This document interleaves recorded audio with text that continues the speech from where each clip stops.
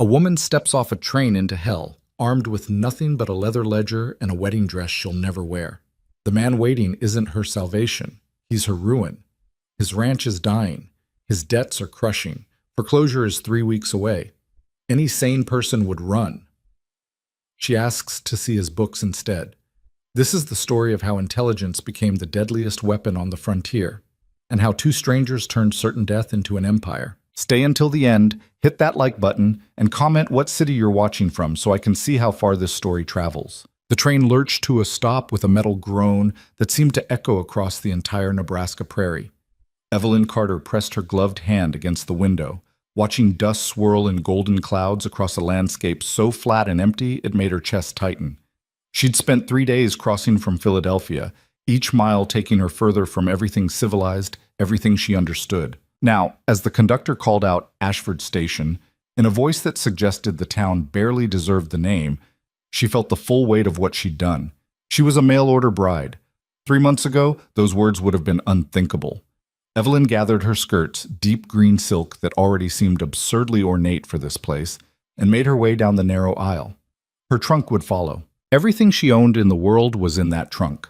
Books, her mother's silver, 3 dresses, and the ledgers from her father's business. Those ledgers were probably worth more to her than the silver. The platform was nothing more than weathered planks and a lean-to that called itself a station house. The sun hammered down with aggressive intensity, and the wind carried the smell of dry grass and something else. Desperation, maybe, though Evelyn knew that was just her imagination painting the scene darker than it needed to be. Then she saw him. Caleb Boone stood at the far end of the platform, hat in his hands, looking like a man attending a funeral. He was tall, broad-shouldered, with sun-darkened skin and eyes that seemed carved from the same stone as the distant hills. But it wasn't his appearance that stopped Evelyn's breath. It was the expression on his face. He looked defeated. This was the man whose letters had been so full of hope, describing a ranch with potential, a future worth building. This was the man who'd written about clear streams and fertile valleys, about cattle and opportunity. The man before her looked like he'd already lost everything and was just waiting for the earth to finish swallowing him whole. Their eyes met across 30 feet of sun-bleached wood. For a moment, neither moved. Then Caleb walked forward, his boots heavy on the planks, and Evelyn understood something with perfect clarity. Whatever she'd imagined about her new life was about to shatter into 1,000 pieces. "Miss Carter?" His voice was rough, like he hadn't used it much lately. "I'm Caleb Boone." "Mr. Boone." She extended her hand and he stared at it for a moment before remembering to shake it. His palm was calloused, his grip careful, like he was afraid of breaking her. "Your trunk." "We'll be fine for a moment." Evelyn withdrew her hand and studied his face. Up close, she could see the exhaustion etched into every line, the way his jaw was clenched tight enough to crack teeth. "You look like you're about to tell me something I won't want to hear." Caleb's eyes widened slightly. Then, unexpectedly, he laughed, a short, bitter sound. "You're observant." It's a necessity in my line of work." She caught herself. "My former line of work." "What was that?" "I kept my father's books, managed his accounts, ran his office after my mother died." The words came out clipped, defensive. She wasn't ashamed of it, but she knew how men reacted to women who understood numbers better than needlework. Caleb just nodded slowly. "Then you'll understand what I'm about to say better than most." He took a breath that seemed to hurt. "Miss Carter, I need to be honest with you before we go any further. My ranch—" He stopped, his throat working. "It's dying. I'm 3 weeks from foreclosure, maybe less. I've got debts I can't pay, cattle I can't afford to feed, and land that's not producing enough to keep body and soul together." He looked her straight in the eye. "I brought you out here under false pretenses. Everything I wrote in those letters was true 6 months ago. Now it's all falling apart, and I don't have the right to hold you to any promise you made." The prairie wind picked up, tugging at Evelyn's hat. Around them, the handful of other passengers were being collected by family or heading toward the town's single street. No one paid them any attention. "Are you telling me you want me to leave?" Evelyn asked. "I'm telling you that you should leave. Any reasonable person would. I can't offer you the life I promised. Hell, I can't offer you much of anything except hard work and likely failure. Evelyn was quiet for a long moment, processing this information with the same methodical approach she'd used for her father's accounts. The situation was worse than she'd feared, but the honesty was unexpected. Most men would have hidden the truth until after the wedding, trapped her into a bad situation. 3 weeks until foreclosure, she said finally. Give or take. How much do you owe? Caleb blinked. That's not... How much? $2,000. Might as well be $2 million. Evelyn did the calculation automatically. With interest, with penalties. She nodded. And the land itself? How many acres?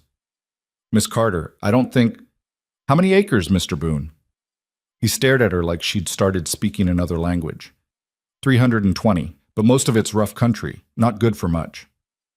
Water rights? Some. Creek runs through the property, feeds into the Platte. Livestock? Down to 40 head of cattle, most of them too lean to sell at decent price. A few horses. Infrastructure? What? Buildings, fences, equipment. Caleb's expression had shifted from defeated to confused. There's the main house, needs work, a barn that's sound, some outbuildings, fencing's in poor shape. Evelyn picked up her small travel bag and started walking toward the edge of the platform. Caleb hurried to follow. Miss Carter, did you hear what I said about the foreclosure? I heard you. And you're not getting back on that train? She stopped and turned to face him. The sun was behind her now, putting her face in shadow, and she realized she was using every bit of composure her mother had taught her to keep her voice steady. Because the truth was, her heart was hammering like a drum. She had $23 in her purse, no family to return to, no prospects back east, and the stranger was offering her an out, a chance to walk away from what was clearly a disaster. But $23 wouldn't last long. And the disaster, well, disasters could sometimes be managed, if you were smart about it.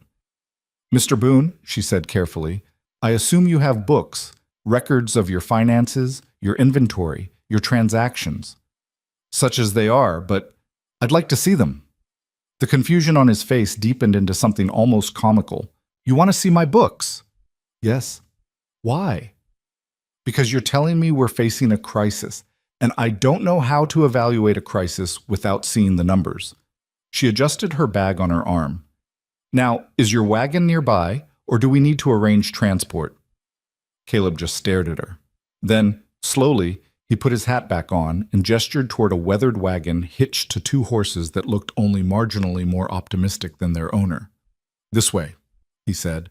The ride to the ranch took an hour, following a rutted track that called itself a road. Evelyn sat rigid on the wagon seat, partly because the jolting would have thrown her off otherwise, and partly because she was acutely aware of Caleb beside her. He drove in silence, and she didn't push conversation. She was too busy absorbing the landscape. It was harsher than she'd imagined. Beautiful in a stark way, but harsh. The grass stretched endlessly, broken occasionally by rocky outcroppings or distant tree lines that marked creek beds. The sky was enormous, unmarked by anything except a few wisps of cloud. She saw no other houses, no signs of civilization except the track they followed. This was the frontier. Real frontier, not the romantic version from dime novels. That's the north boundary, Caleb said suddenly, pointing to a line of fence posts barely visible in the distance. Property runs from that ridge to the creek bed, then east to the county road. Evelyn nodded, filing the information away. Not much to look at, he continued, his voice rough. Grass is already going brown. Should have another month of green, but we haven't had rain in 6 weeks. What about irrigation? Creek's too far down to pump from, and I can't afford equipment anyway. He flicked the reins, urging the horses around a particularly deep rut. Had plans for that once, had plans for a lot of things. There was such profound weariness in his voice that Evelyn felt an unexpected surge of sympathy. This man had been fighting alone, watching everything he'd built crumble, and now he was confessing his failures to a stranger he'd promised a future to. Plans can be adjusted, she said. He glanced at her. You're an optimist. I'm a realist. There's a difference. She gripped the wagon seat as they lurched over a stone. Optimists believe things will work out. Realists evaluate whether they can be made to work out. And you think this can be made to work out. I think I need to see your books. A smile ghosted across his face, the first she'd seen from him. You really do keep coming back to that. Numbers don't lie, Mr. Boone. People do. Plans do. Hope does. But numbers tell you exactly where you stand. Where we stand is on the edge of a cliff. Then we'll see how far the fall is. The ranch appeared over a low rise, and Evelyn's first impression was of profound neglect. The house was a two-story structure with a sagging porch and windows that looked like they hadn't been properly cleaned in months. The barn was in better shape, but needed paint. Several outbuildings were in various states of disrepair, and the fencing she could see was indeed poor, posts leaning, wire sagging. But the land itself, the land had potential. The creek Caleb had mentioned wound through the property, lined with cottonwoods. There was a natural meadow that would be good for hay. The hills provided windbreak. She could see it, if she squinted, see what this place could be with proper management and investment. Investment they didn't have. Caleb pulled the wagon to a stop in front of the house. Home, he said, the word heavy with irony. Evelyn climbed down before he could offer assistance, her legs grateful for solid ground after the rough ride. A dog emerged from the barn, some kind of cattle dog mix, and approached cautiously. She extended her hand, and after a moment of consideration, the dog allowed her to scratch behind its ears. That's Rufus, Caleb said, retrieving her trunk from the wagon. Only reliable male on the property. Is there anyone else here? Had a hand until last month. Couldn't afford to pay him anymore. He carried the trunk toward the house. It's been just me since then. Evelyn followed him inside, and the interior confirmed her assessment. Neglect born of exhaustion, not laziness. The main room was large, with a stone fireplace and good bones, but dust covered everything, and there were dishes in the sink that looked several days old. A staircase led to the second floor. You can have the main bedroom upstairs, Caleb said, setting her trunk down. I've been sleeping in the back room. There's a pump in the kitchen for water, and the outhouse is... Mr. Boone. Evelyn removed her hat and gloves, setting them precisely on a side table. The books. He looked at her for a long moment. Then he walked to a desk in the corner, pulled open a drawer, and extracted a battered ledger and a sheaf of papers. He brought them to the table, cleared away the dishes with his arm, and set them down. It's all there, he said. Every mistake I've made for the past 2 years. Evelyn pulled out a chair and sat down. She opened the ledger, and her trained eye immediately began parsing the entries. Caleb's handwriting was rough but legible. The accounts were, well, they were a disaster, but they were honest. She read in silence for several minutes, occasionally making notes on a scrap of paper. Caleb stood near the fireplace, watching her with an expression she couldn't quite read. Finally, she looked up. Your primary creditor is the Bank of Ashford. Yes. Run by a man named... She checked the papers. Silas Merchant. That's him. Original loan was for $1,000. You've paid back $700 over 2 years, but with penalties and interest, you now owe $2,000. Sounds about right. Evelyn tapped her pencil against the table. That's predatory lending. It's frontier banking. It's theft dressed in legal language. She turned a page. You took the loan to expand your herd and improve infrastructure. Yes, but you suffered losses due to drought the first year and cattle prices collapsed the second year. Yes. And Merchant refused to restructure the loan. Caleb laughed bitterly. Merchant doesn't restructure. He forecloses. That's how he's accumulated half the farmland in the county. Evelyn made another note. She went through the papers systematically, building a picture of the ranch's finances. It took nearly an hour, and Caleb never interrupted, just stood there watching her work like she was performing some kind of mysterious ritual. When she finally closed the ledger, the sun was starting to sink toward the horizon, painting the room in amber light. All right, she said. All right, what? I've seen enough. Caleb crossed to the table, his movements tense. And your conclusion is that you should get on tomorrow's train back to civilization. My conclusion, Evelyn said carefully, is that you're not failing because you're lazy or incompetent. You're failing because you've been fighting the wrong battle. He stared at her. What? You've been trying to outproduce your debt. More cattle, more work, more output. But the mathematics don't support that strategy. Even if you had perfect conditions, the timeline doesn't work. You can't earn your way out of this hole before foreclosure hits. I know that, Caleb said, his voice rough. That's why I told you to leave. But there are other approaches. Evelyn stood, walking to the window. The view was better than the house, rolling prairie touched with gold in the dying light. You have assets here that you're not leveraging. You have land, water rights, and infrastructure. Those have value beyond cattle production. Not enough value to pay off merchant. Perhaps not directly. She turned to face him. But enough to change the terms of the game. Caleb's expression shifted from confusion to something that might have been hope, though he was clearly trying to suppress it. I don't understand. Mr. Boone, I spent 5 years managing my father's business during some very difficult times. I learned that financial problems are rarely solved by working harder at the same failing strategy. They're solved by changing the strategy itself. What? She moved back to the table, resting her hand on the ledger. You need to diversify your income, leverage your assets more effectively, and buy yourself time to implement sustainable changes. That sounds good in theory, but in practice, it means we need to do several things simultaneously. First, we need to identify immediate sources of cash to slow the foreclosure timeline. Second, we need to restructure your debt in a way that gives us breathing room.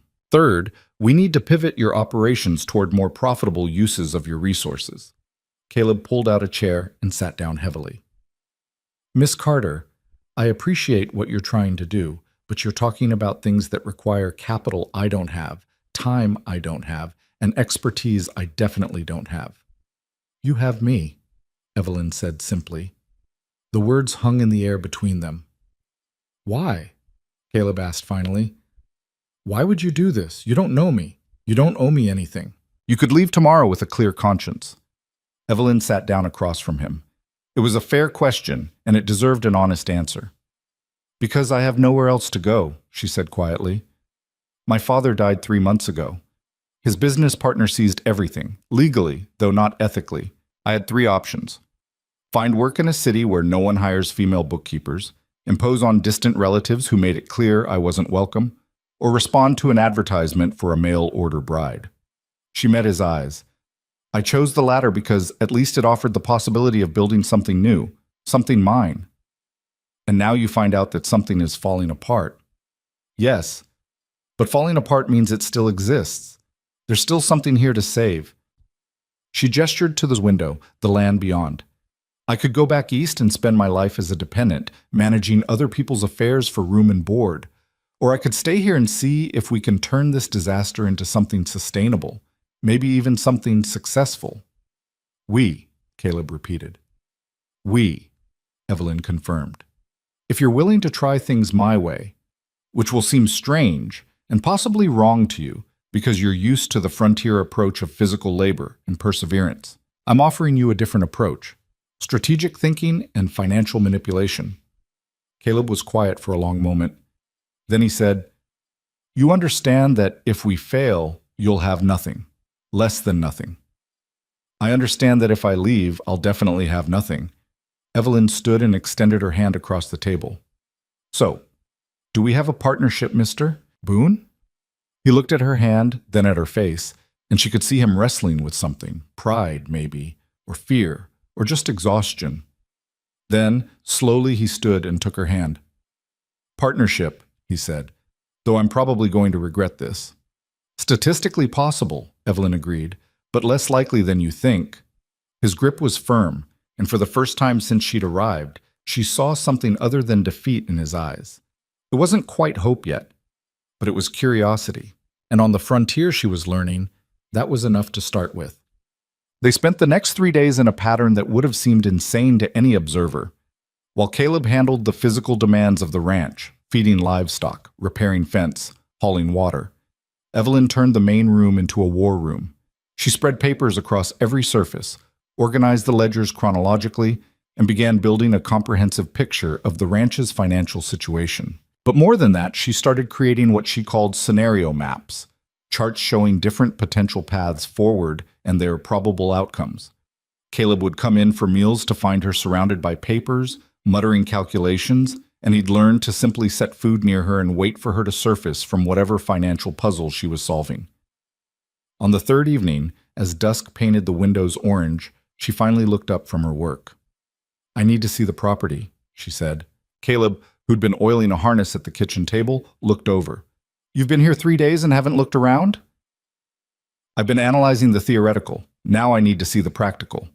She stood, stretching muscles that had been still too long. "Tomorrow morning, I need you to show me everything.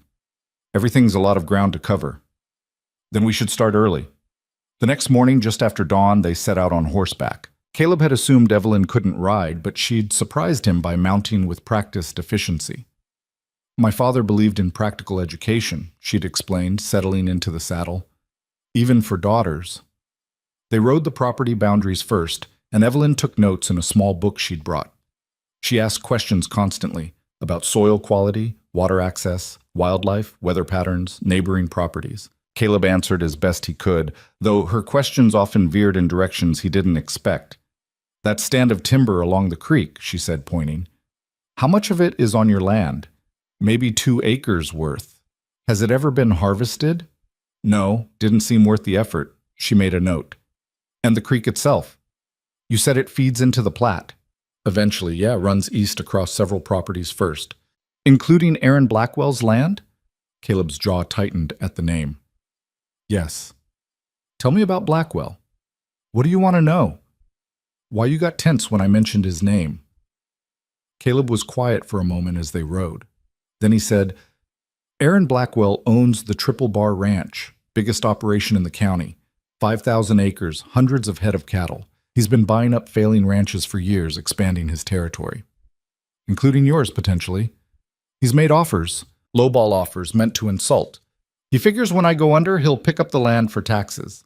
Evelyn nodded, filing this information away. "Does he use the creek?"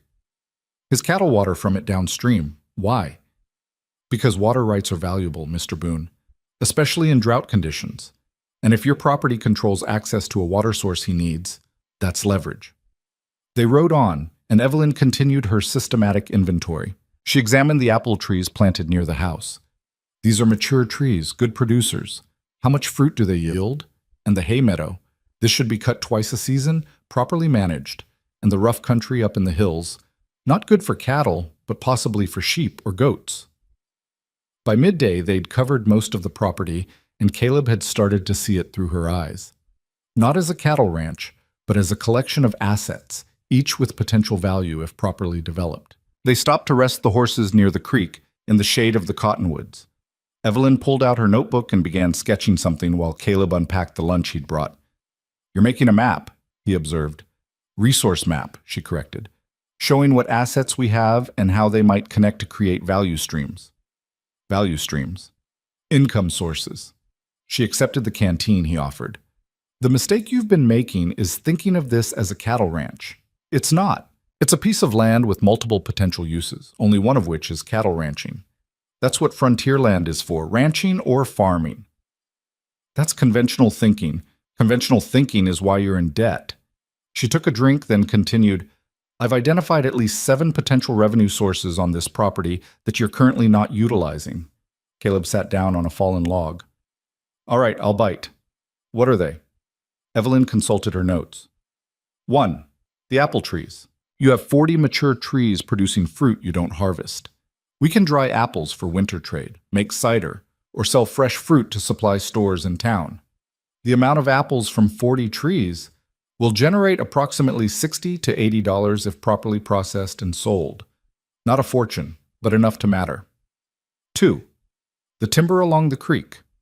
2 acres of mature hardwood has value for fence posts, building materials, or firewood. Selective cutting could generate another $100 without destroying the resource. I don't have time to run a lumber operation. You don't have to. You sell the rights to a logging crew for a percentage. 3. Water rights. Your creek provides water to downstream properties. You could negotiate fees for that access, especially during drought. Blackwell would never pay for water he's used for free. Blackwell will pay for whatever a contract says he must pay for. We'll get to that. 4. Hay meadow. You're cutting hay for your own cattle, but you're not selling surplus. There's always demand for hay, especially in dry years. Caleb was starting to lean forward now, engaged despite himself. All right, what else? 5. Adjustment services. What? Boarding other people's livestock for a fee. You have grazing land you're not fully utilizing. Other ranchers might pay to pasture cattle here during parts of the year. No one's going to pay me to watch their cattle. They will if you offer better rates than driving them to distant pastures, and if you include other services, branding, basic veterinary care. 6. Equipment rental. You have a wagon, farm implements, tools. These could be rented to smaller homesteaders who can't afford to buy their own. Miss Carter. And 7, she continued, you have 320 acres of land. Some of it could be leased for specific purposes, hunting rights, beekeeping, whatever the market demands. Caleb stared at her. You're talking about turning a cattle ranch into, what, some kind of general frontier supply operation? I'm talking about maximizing the return on your assets. Cattle ranching is one income stream, a risky, capital-intensive, low-margin income stream. Diversifying reduces risk and increases overall profitability. This is insane. This is economics. Evelyn closed her notebook. Mr. Boone, you've been thinking like a rancher. You need to start thinking like a businessman. I am a rancher. Right now, you're a rancher about to lose his ranch. If you want to stay a rancher, you need to first become a businessman who owns a ranch. There's a difference. They sat in silence for a moment, listening to the creek burble past. A hawk circled overhead, riding thermals. Finally, Caleb said, even if I agreed with all of this, and I'm not saying I do, we don't have time. We have less than 3 weeks. We have time for phase 1. Apple harvest and processing starts immediately. That's fast cash. Timber rights can be negotiated within days. Hay can be cut and sold before foreclosure. She met his eyes. But you're right that we can't implement everything simultaneously, which is why the real priority isn't income generation. It's not? No. The real priority is buying ourselves more time, which means dealing with Silas Merchant and that predatory loan. Caleb's expression darkened. Merchant doesn't negotiate. I've tried. You've tried as a desperate rancher asking for mercy. That's not negotiation, that's begging. Evelyn stood, brushing off her skirt. When I negotiate with Merchant, it will be from a position of strategy. What strategy? We just established we're broke. We're cash poor but asset rich. There's a difference, and I'm beginning to have an idea about how to use that difference. She walked to her horse, then turned back. But first, I need to understand the local power structure better. Tell me about the town. Who matters? Who has influence? And most importantly, who owes whom what? They rode back to the ranch, and Caleb talked. He told her about Ashford, a frontier town of maybe 200 permanent residents, plus the transient population of cowboys, traders, and travelers. He described the key figures: Silas Merchant, the banker, Aaron Blackwell, the big rancher, Judge Thomas Cooper, who handled most legal matters, the merchants and saloon owners, and the minister. Evelyn listened intently, building a mental map of relationships and leverage points. By the time they returned to the ranch, she had a clearer picture of what they were working with. That evening, as Caleb worked on repairs outside, Evelyn sat at the kitchen table with a fresh sheet of paper. At the top, she wrote, Strategic Plan, Phase 1. Below that, she began outlining specific actions with timelines and expected outcomes. It was something she'd done 100 times for her father's business, but never with stakes this high. Every decision mattered. Every miscalculation could mean disaster. She was 3 hours into the work when Caleb came back inside, dusty and tired. He washed up at the pump, then looked over her shoulder at what she'd written. That's a lot of words, he said. It's a plan. Looks more like a novel. Plans need details. Vagueness is the enemy of execution. She set down her pen. I'll need your cooperation on several fronts. Some of them will seem strange. Everything about this seems strange. Fair enough. She turned to face him. First thing tomorrow, we start harvesting apples. All of them. We'll need crates, a drying setup, and access to the root cellar for storage. I can manage that. Second, I need you to send word to any logging crews working in the area. Tell them you're open to discussing timber rights. There's a crew working Blackwell's land north of here. They'll be around for another few weeks. Perfect. Third, and this is important, I need you to not mention any of this to anyone else. Not the bank, Not your neighbors, not the people in town. Caleb frowned. Why the secrecy? Because information is currency, Mr. Boone. Right now, everyone thinks you're failing predictably. That gives us an advantage. If we telegraph our strategy, people will adapt and counter.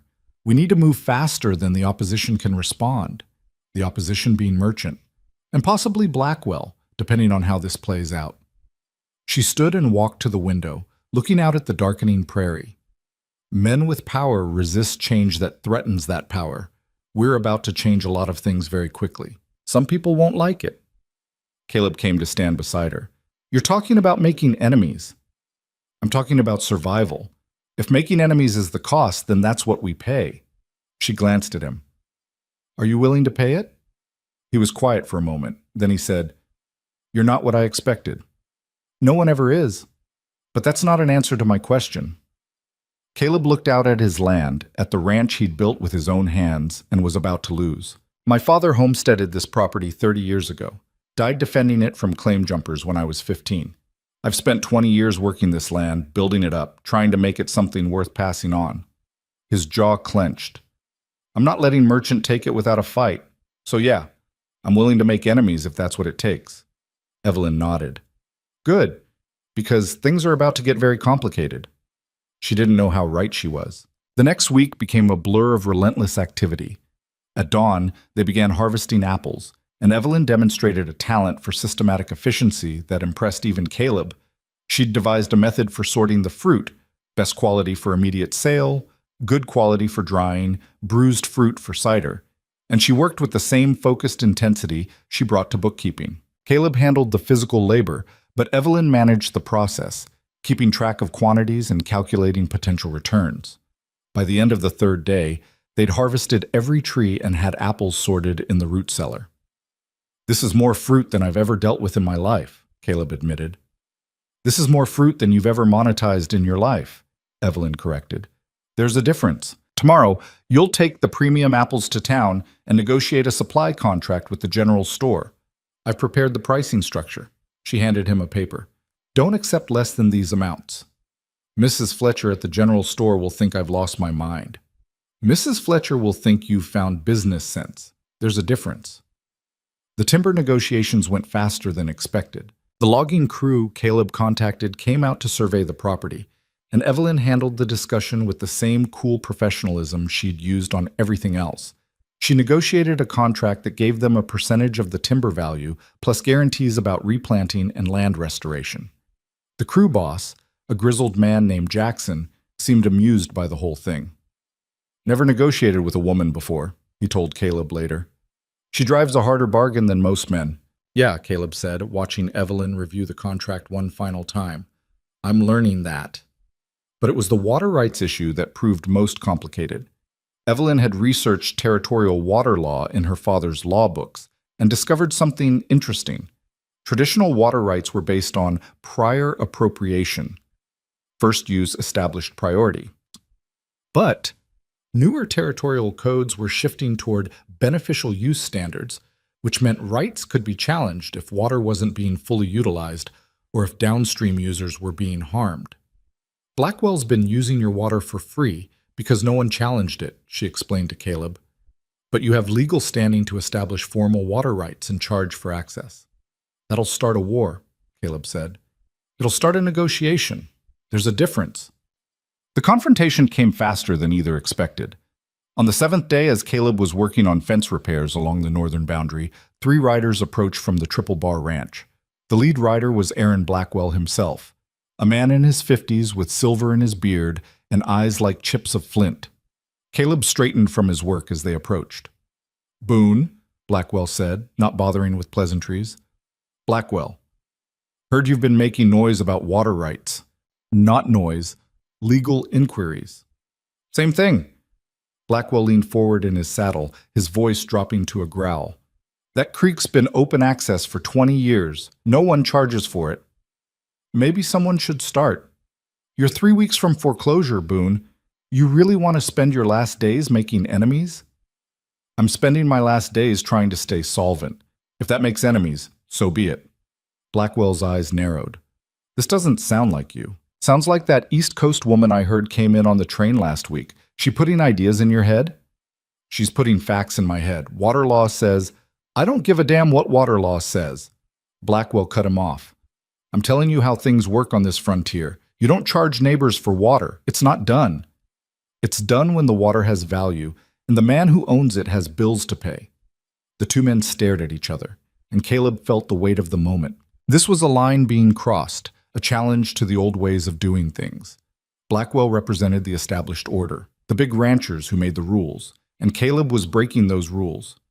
You're making a mistake, Blackwell said finally. Maybe, but it's my mistake to make.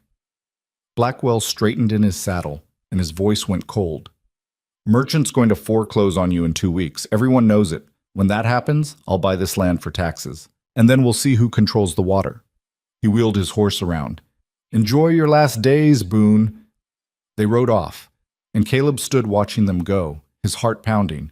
He'd just burned a bridge he couldn't rebuild. When he returned to the ranch that evening, Evelyn was in the kitchen, working through more calculations.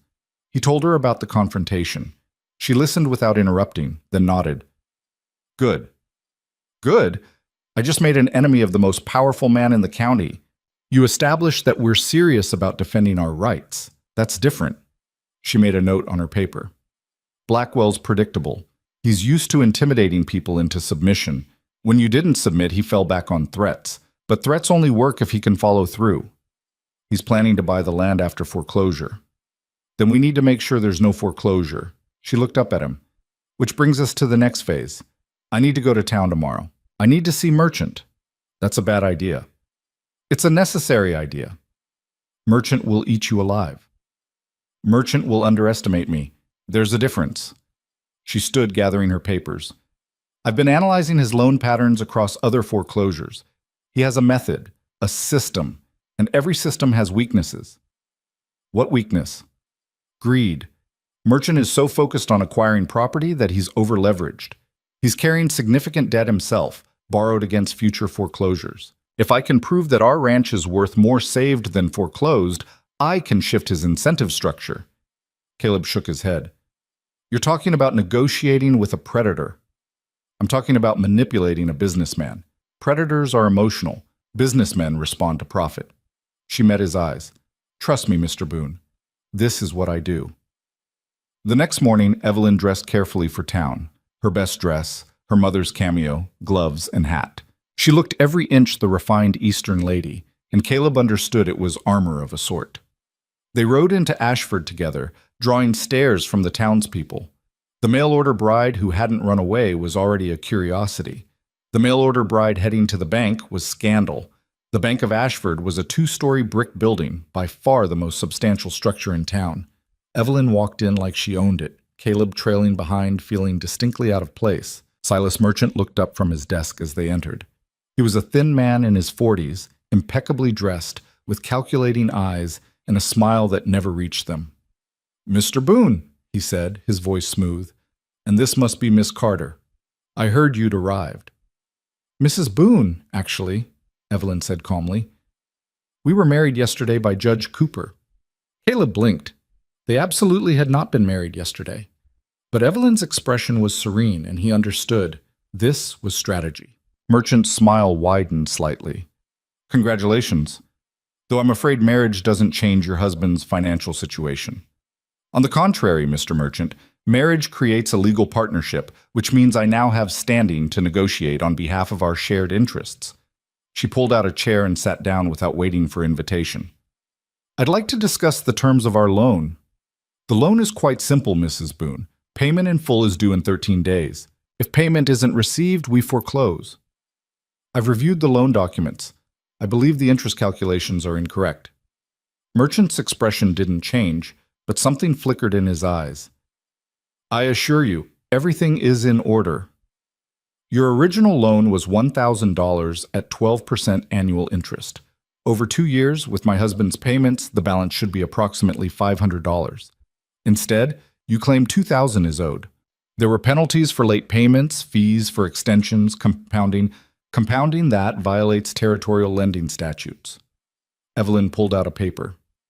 I've documented every transaction. Your calculations include charges that aren't legally enforceable. Merchant stood, his hands flat on the desk.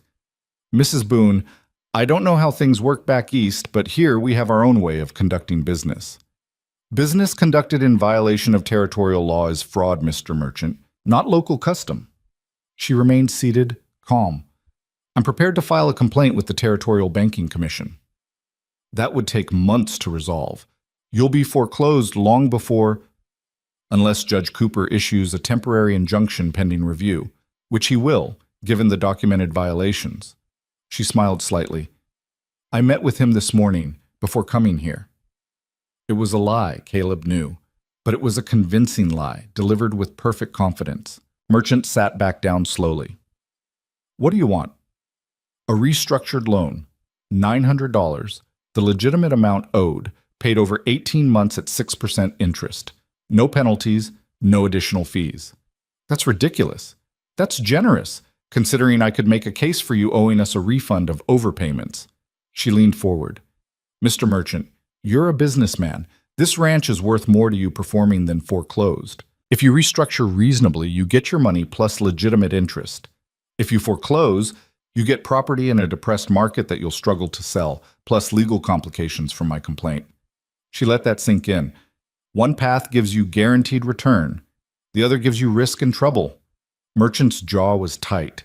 You're bluffing about the banking commission. Try me. They stared at each other across the desk. Caleb held his breath, waiting for Merchant to explode, to throw them out, to call her bluff.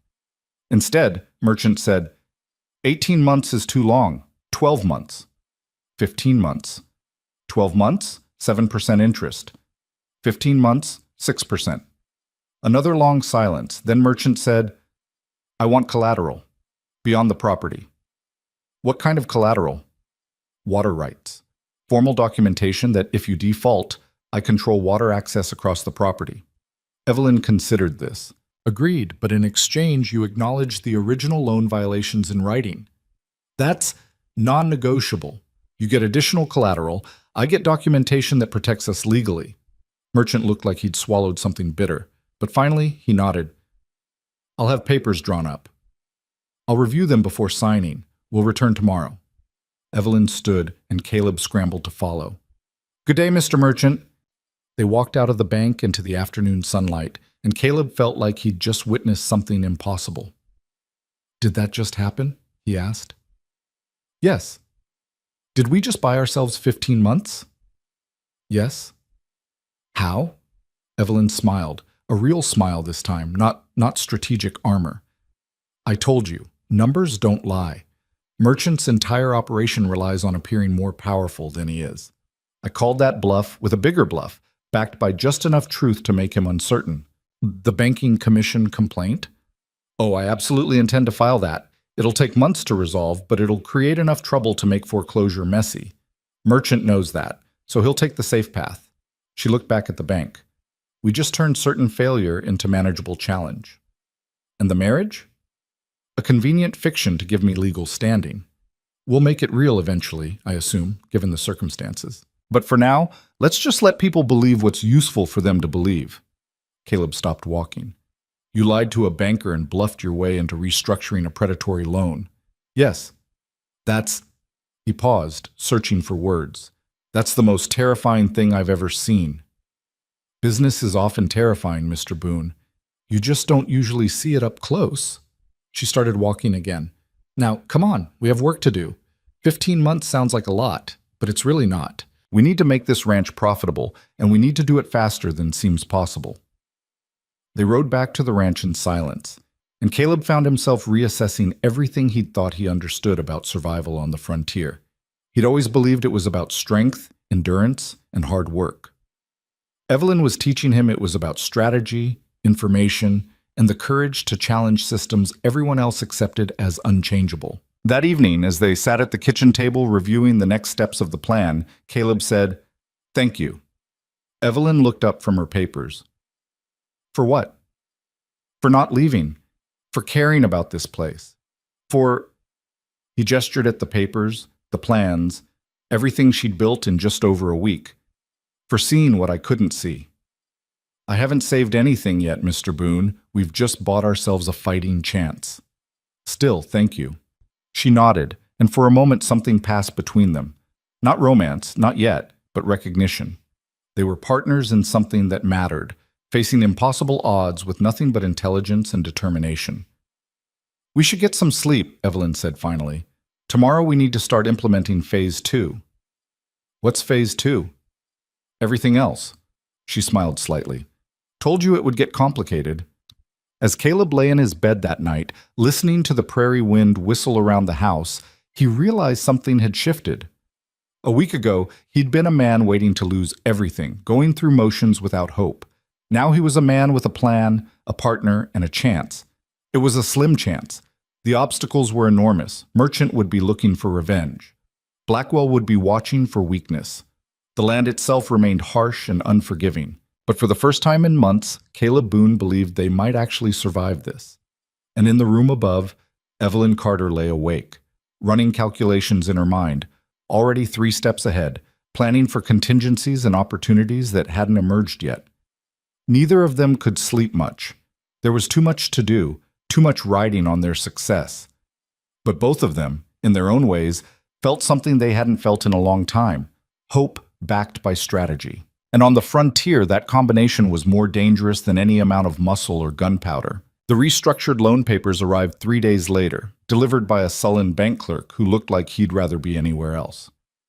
Evelyn spent 2 hours reviewing every line, every clause, making notes in the margins while Caleb paced the kitchen like a caged animal. Well? He asked for the 4th time. Patience, Mr. Boone. I've been patient for 2 hours. Then another 10 minutes won't kill you. She turned a page, her eyes scanning the dense legal language. Merchant had tried to slip in additional provisions. A clause about inspection rights. Another about accelerated payment if certain conditions weren't met. She crossed them out with firm strokes of her pen.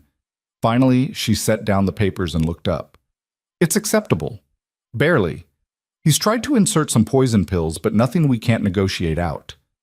So we sign? So I take these back to town tomorrow and make him remove the problematic sections. Then we sign. She stood, stretching her back. But that's tomorrow's problem. Tonight, we need to discuss something more immediate. What's that? The fact that we just told the entire town we're married, but we're not actually married. She met his eyes directly. That's going to create complications if we don't address it. Caleb felt heat rise in his face. In all the chaos of negotiating with Merchant, he'd somehow pushed that particular lie to the back of his mind. I suppose we should... we could make it real, Evelyn finished for him. It would be practical. Legal protections, simplified decision-making, and it would eliminate questions about propriety. That's a hell of a romantic proposal. Romance isn't the goal here, Mr. Boone. Survival is. But her expression softened slightly. Though I suppose if we're going to be partners in saving this ranch, we might as well be legal partners too. It would make things simpler. Caleb studied her face, trying to read what she was thinking. This woman had appeared in his life barely 2 weeks ago, and she'd already turned everything upside down. She was brilliant, fearless, and completely unlike anyone he'd ever known. Marriage to her would be... He didn't even know what it would be. All right, he said finally. If you're willing, I'm willing. Good. Judge Cooper can handle it when I'm in town tomorrow. Matike. She said it like she was scheduling a business appointment, but Caleb caught something in her voice, nervousness maybe, or uncertainty. She wasn't as composed as she pretended. Evelyn, he said, using her first name for the first time. Are you sure about this? About any of this? She was quiet for a long moment. No, she admitted. I'm not sure about anything.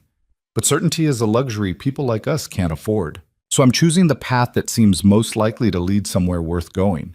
She managed a small smile. That's the best I can offer. It's enough, Caleb said, and meant it. The next morning, Evelyn rode into town alone, carrying the marked-up loan papers and wearing her determination like armor. The bank negotiation took 3 tense hours, with Merchant arguing against every change she'd made. But in the end, he signed the revised version. They both knew she'd backed him into a corner he couldn't escape from.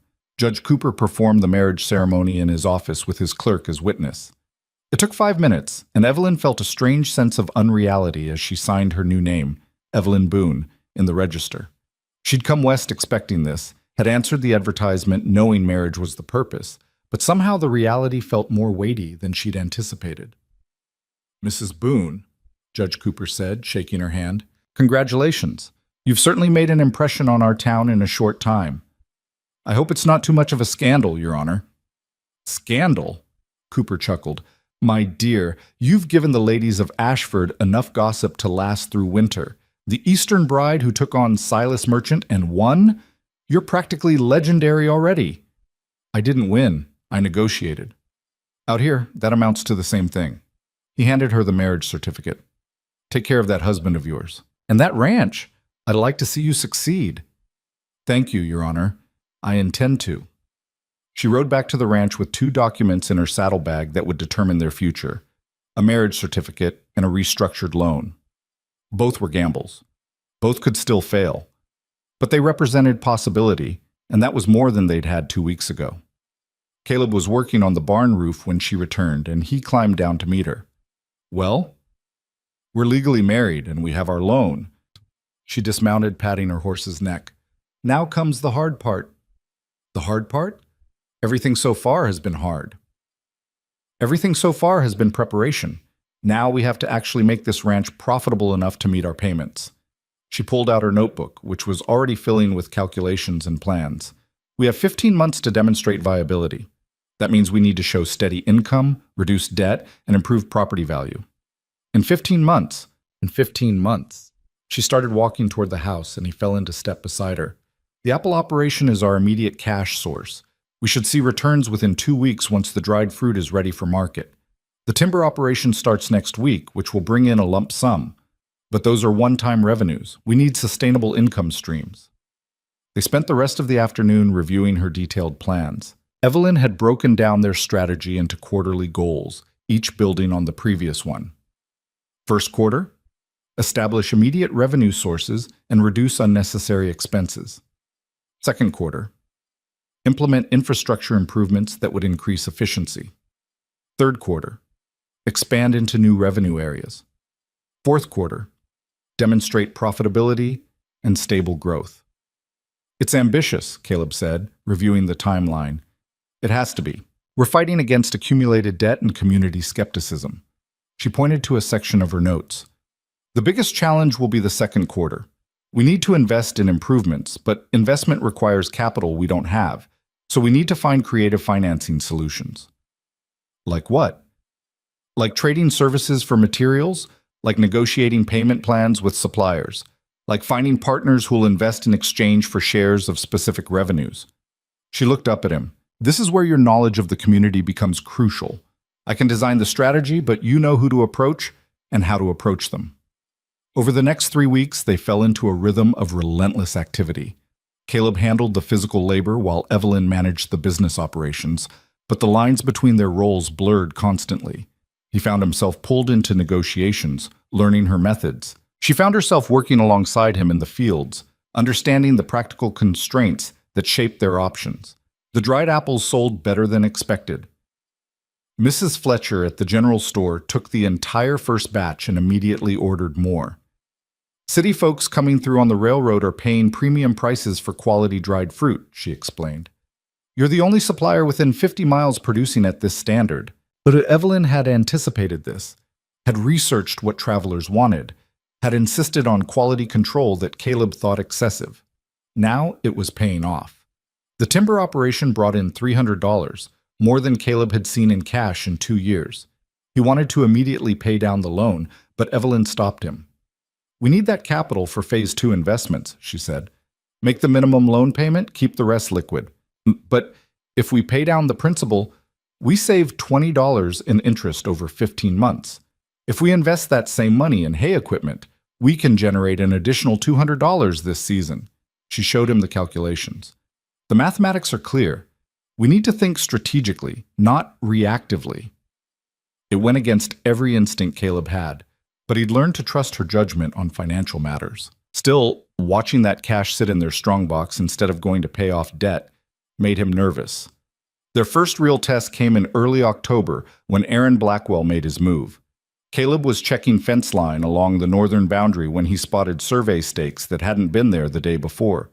They were planted along the creek, marking what looked like a new property line, one that cut across land that was definitely part of the Boone Ranch. He rode back immediately and found Evelyn in the makeshift office she'd created in the dining room. "We have a problem." She looked up from her ledgers. "What kind?" "Blackwell's trying to steal our land. He's got survey stakes claiming the creek bend is on his property." Evelyn stood immediately. "Show me." They rode out together, and she examined the stakes with systematic care, checking them against the property deed she'd brought. Her expression grew grimmer with each measurement. "This is deliberate," she said finally. "These stakes represent about 40 acres, including our best water access." "I know. What do we do?" "We respond strategically." She pulled out her notebook and started sketching. "This isn't just about land. It's about water rights and credibility. If Blackwell succeeds in this claim, it undermines our entire position." "So we fight him?" "We outmaneuver him." She finished her sketch and showed him. "Look at this. He's claiming land that includes the creek bend, but the original survey documentation is ambiguous because the creek shifted course 20 years ago. He's exploiting that ambiguity." "How do you know this?" "Because I read every property deed in the county records. I wanted to understand our boundaries and any potential disputes." She tapped her pencil against the paper.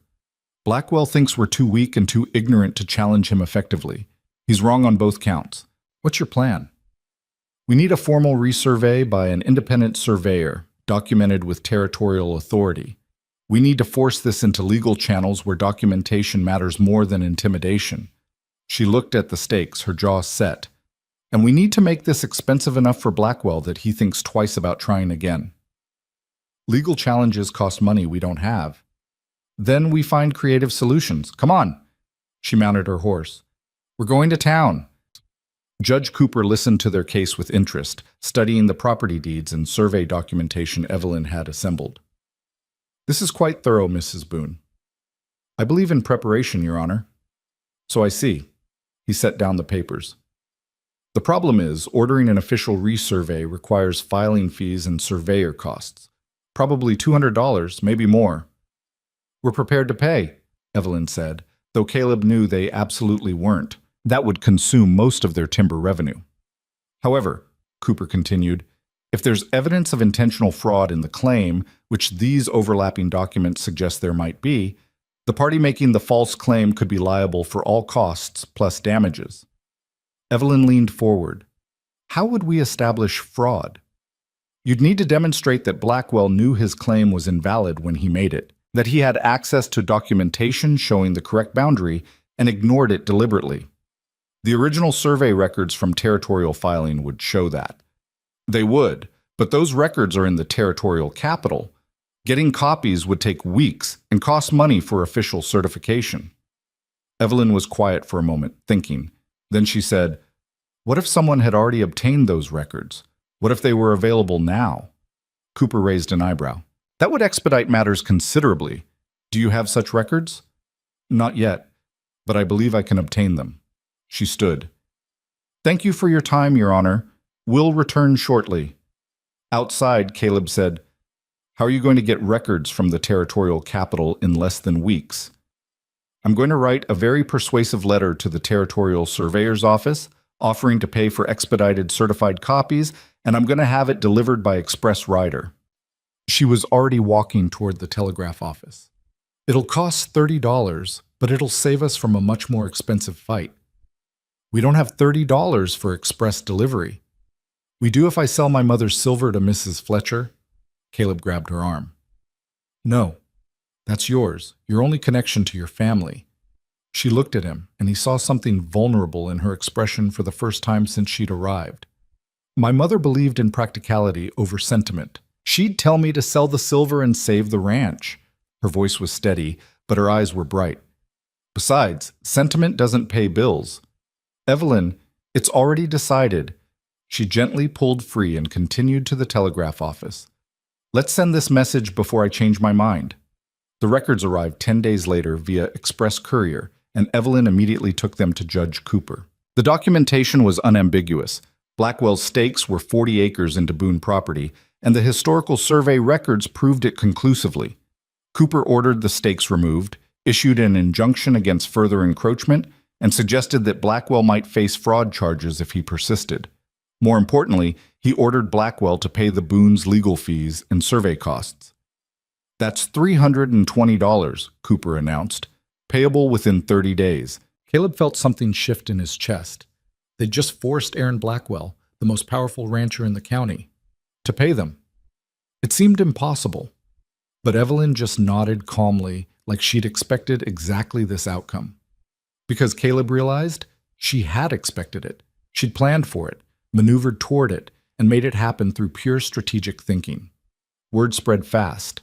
The Eastern Bride had taken on Blackwell and won, had forced him to pay them money. The talk in town shifted from patronizing amusement to wary respect. But respect came with a price. 3 days after the judgment, they found 2 cattle dead in the north pasture, poisoned from the look of it. No proof of who did it, but the message was clear. Evelyn stood over the carcasses, her face pale, but her voice steady. "We need to secure the livestock, move them closer to the house where we can watch them. That means giving up the best grazing land. It means protecting our assets. We can't afford more losses." She turned to him. "This is retaliation. Blackwell's testing whether we'll break. And if we don't, then he'll escalate. Which means we need to escalate our defenses." She was already walking back to the house, her mind clearly racing through options. "We need help. Someone we can trust to watch the property when we can't. I told you I can't afford to not hire, partner with." She glanced back at him. "Is there anyone in the community who might have reason to want protection themselves? Someone else who's been threatened or squeezed out?" Caleb thought for a moment. "Tom Brennan, small homesteader east of here. Blackwell's been trying to force him off his land, too. But Tom's got even less money than we do." "Money isn't what we need. We need loyal eyes and an extra gun. What can we offer him?" "What do you mean? What does Tom need that we have? What could we trade?" Caleb considered. "Tom's trying to prove up his homestead claim. Needs to show improvements, fencing, structures. I've got fence materials I'm not using, and I know he needs help with building." "Perfect. We trade materials and your labor helping him build in exchange for him providing security here 2 days a week." Evelyn nodded, already incorporating this into her mental calculations. "Mutual protection. It works for both of us." Tom Brennan was a lanky man in his 30s with a wife and 2 small children.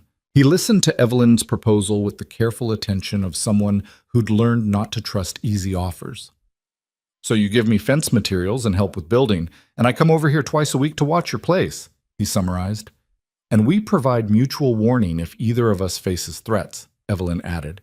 "We're stronger together than separately. Blackwell preys on isolated homesteaders. If we create a network of mutual support, we become harder to intimidate." Tom looked at Caleb. "You trust her? This Eastern lady with all her fancy plans?" "I trust her more than I trust anyone else right now," Caleb said honestly. "She's kept this ranch alive when it should have died weeks ago." Tom was quiet for a long moment. Then he extended his hand to Evelyn. "All right, Mrs. Boone, you got a deal." The arrangement worked better than expected. Tom was reliable and observant, and his wife Mary proved to be skilled at preserving food, which she taught Evelyn in exchange for access to their root cellar. The women formed a quiet friendship based on practical cooperation, and Caleb found himself valuing Tom's steady presence on the difficult days. But the pressure kept building. In November, when they tried to negotiate hay sales with the town's livery stable, the owner, a man who'd always been friendly, suddenly claimed he had sufficient supply. Same story at the other potential buyers. Someone had gotten to them first. "Blackwell," Caleb said. "Has to be. He's trying to strangle our revenue streams. Then we find other buyers." Evelyn was already reviewing her market research.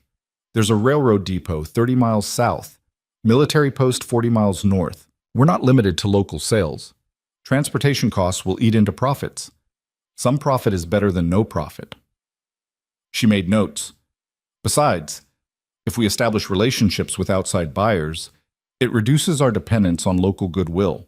That's strategically valuable." They took a wagon load of hay south to the railroad depot, and negotiated a deal with the depot manager, who was happy to have local supply for the horses used in freight operations. The profit margin was smaller after transportation costs, but it established a precedent. They weren't trapped by local politics. Each small victory brought new challenges. The bank clerks started losing their payment documentation, requiring duplicate records. The town's blacksmith suddenly had no time for their repair work. Small acts of resistance that added friction to everything they did. But Evelyn documented every incident, kept meticulous records, and adapted their strategies constantly. She was learning the frontier as fast as Caleb had learned her business methods, understanding that power here flowed through informal networks and personal relationships, not just legal structures.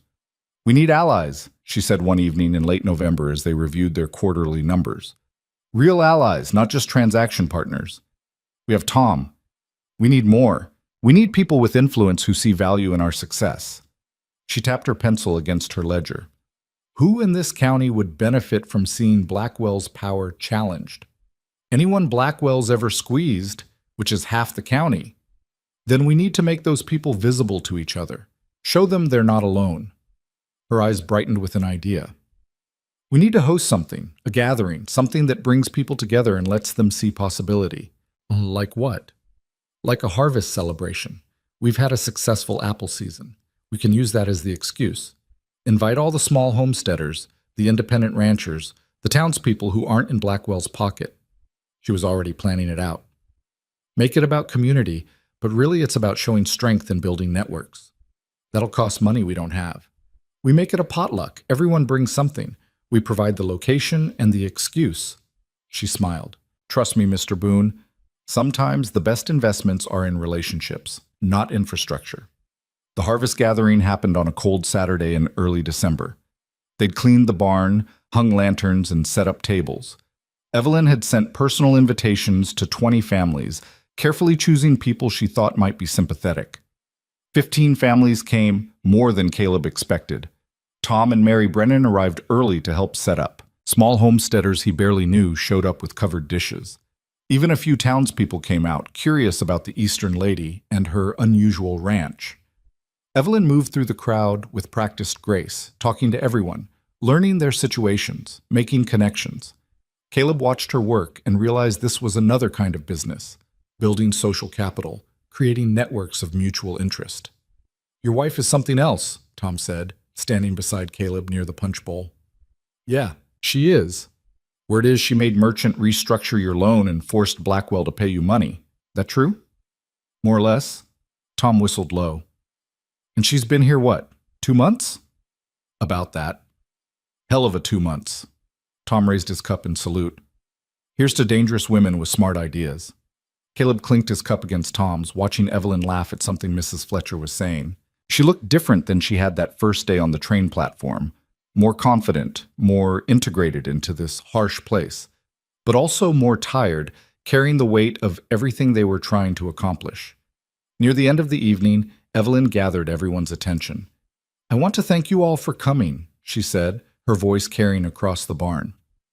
"When I arrived here from the East, I didn't know what to expect, but I've learned something important these past months. This frontier can be harsh, but it doesn't have to be lonely.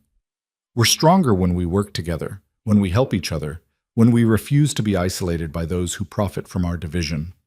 There was a murmur of agreement, and Caleb saw several people nodding. "I'm not suggesting anything radical," Evelyn continued. "Just that we remember we're neighbors, that we look out for each other, that we share information and resources when we can." She smiled. "That's how communities survive. That's how we all survive." It wasn't quite a speech calling for organized resistance to Blackwell, but everyone understood the subtext. And when people left that night, they left with a sense of possibility, of being part of something larger than their individual struggles. The next morning, Caleb found Evelyn in the kitchen, going through yet another set of calculations. "That was well done last night," he said. "It was a start. We need to maintain those connections, keep building the network." She didn't look up from her work. "But we also need to address our immediate numbers. We've made good progress, but we're not profitable yet, not sustainably." "What are we missing?" "Scale. Everything we're doing works, but it's too small. We need bigger revenue streams." She finally looked up at him. Which brings me to something I've been researching. It's risky, but the potential return is significant. I'm almost afraid to ask. Water rights. Formal, legally documented water rights that we can lease to Blackwell and other downstream users. She pulled out a document she'd been preparing. The territorial government is implementing new water management regulations. If we file for formal appropriation rights now, we can establish legal control over creek usage. Then we charge access fees. That'll start a war. It'll start negotiations. There's a difference. She showed him her calculations. If we charge even modest fees to the 3 major downstream users, that's $300 annual revenue. Sustainable, passive income. Blackwell will fight this with everything he has. Probably. But the law is on our side, and we've already demonstrated we can win legal battles. She met his eyes. This is how we move from survival to stability. We monetize our strategic assets. As Caleb looked at the calculations, the legal research, the carefully constructed argument. It was brilliant and terrifying in equal measure. When do we file? Tomorrow, before anyone knows what we're planning. She allowed herself a small smile. Speed is essential. They filed the water rights application at the Territorial Land Office the next day, with documentation so thorough that the clerk called it the most complete filing he'd ever processed. It would take weeks for approval, but once filed, it established their priority claim. News of the filing spread fast, and the reaction was immediate and furious. Blackwell showed up at their ranch 2 days later with 6 men, their horses churning mud in the yard. Caleb came out of the barn, rifle in hand, and found Evelyn already on the porch, calm and composed despite being outnumbered. "You've made a serious mistake," Blackwell said, not bothering to dismount. "We filed a legal application for water rights we're entitled to under territorial law," Evelyn replied. "That's not a mistake. It's business. This water has been free access for 30 years. And 30 years of precedent mean nothing against territorial statute. I've read the law, Mr. Blackwell. Have you?" She didn't wait for an answer. "Once our rights are approved, and they will be approved, you'll pay for water access or you'll lose your downstream grazing. Your choice." Blackwell's face went red. "You're making enemies you can't afford. We're claiming rights we can't afford not to claim." She remained perfectly still, but Caleb could see her hand gripping the porch railing. "The frontier is changing, Mr. Blackwell. Property rights are being formalized. Water law is being codified. You can adapt to the new system, or you can fight it and lose. Either way, we're moving forward."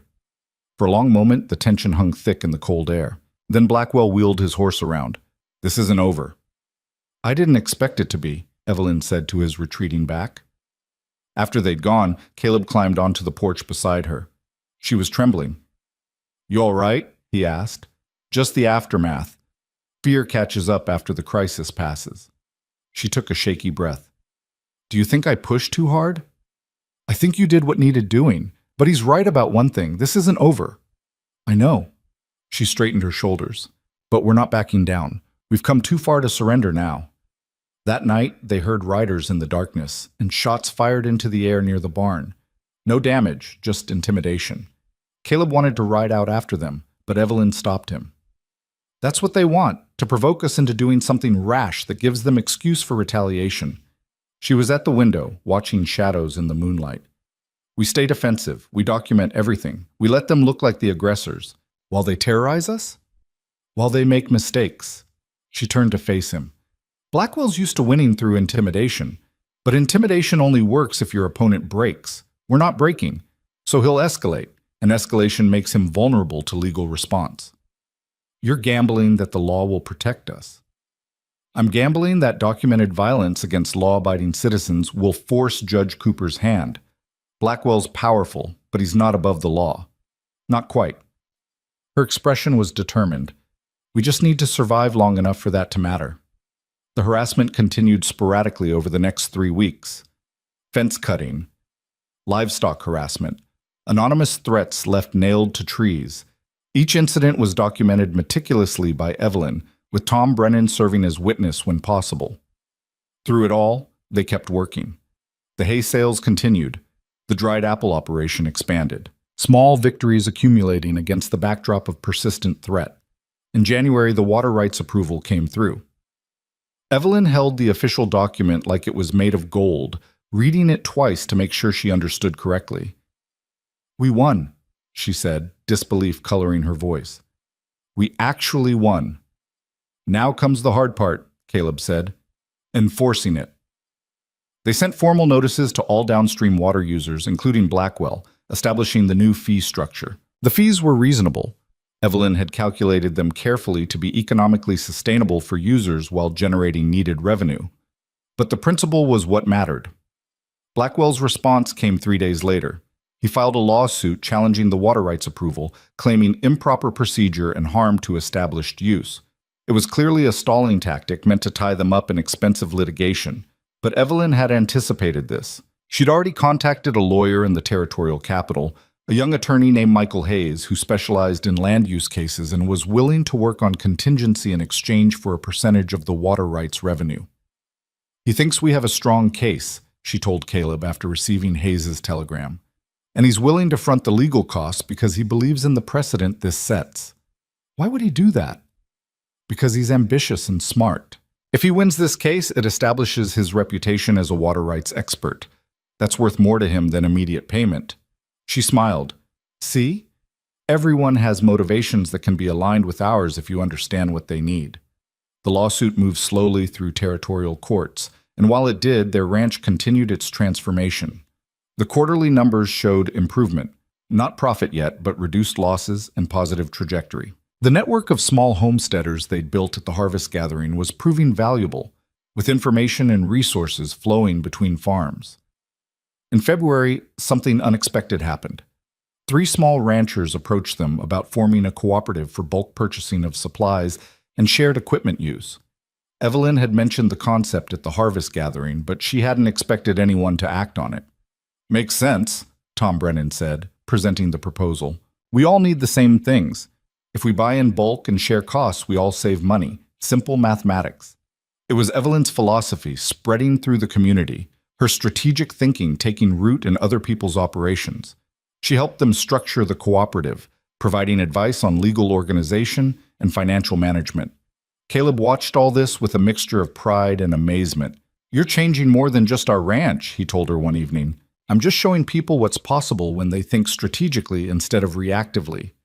She was working on the cooperative's founding documents. But yes, I suppose change is happening. Whether that's good or bad remains to be seen. In March, the territorial court ruled in their favor. The water rights were upheld, and Blackwell was ordered to pay their legal fees plus the accumulated water access charges.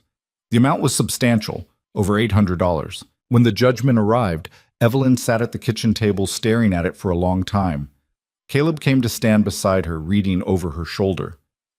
"That's enough to make our loan payments for the rest of the year," he said quietly. "That's enough to do more than that." She looked up at him, and he saw tears in her eyes, the first time he'd seen her cry since she arrived. "We did it. We actually did it. We took a dying ranch and turned it into something viable. You did it. You're the one who saw all this potential. We did it together." She stood and impulsively hugged him. It was the first real physical affection between them, despite being married for months, and it felt both natural and strange. Caleb held her, feeling the tension drain from her body, and understood how much pressure she'd been carrying. She'd been strong every day, strategic every moment, but underneath she'd been terrified of failure. "We're going to make it," he said into her hair. "We're going to do more than make it." She pulled back, wiping her eyes. "We're going to thrive." But thriving, as Evelyn quickly learned, brought its own complications. Success made them visible in ways survival never had, and visibility attracted attention they didn't necessarily want. The first sign came from an unexpected direction. In late March, a well-dressed man arrived at the ranch driving a buggy that looked far too expensive for frontier roads. He introduced himself as Robert Hutchins, representative of the Western Agricultural Development Company out of Chicago. "I've been hearing remarkable things about your operation," Hutchins said, accepting the coffee Evelyn offered in the kitchen. "A restructured loan, successful legal challenges to established ranchers, innovative revenue diversification. You've made quite a name for yourself, Mrs. Boone."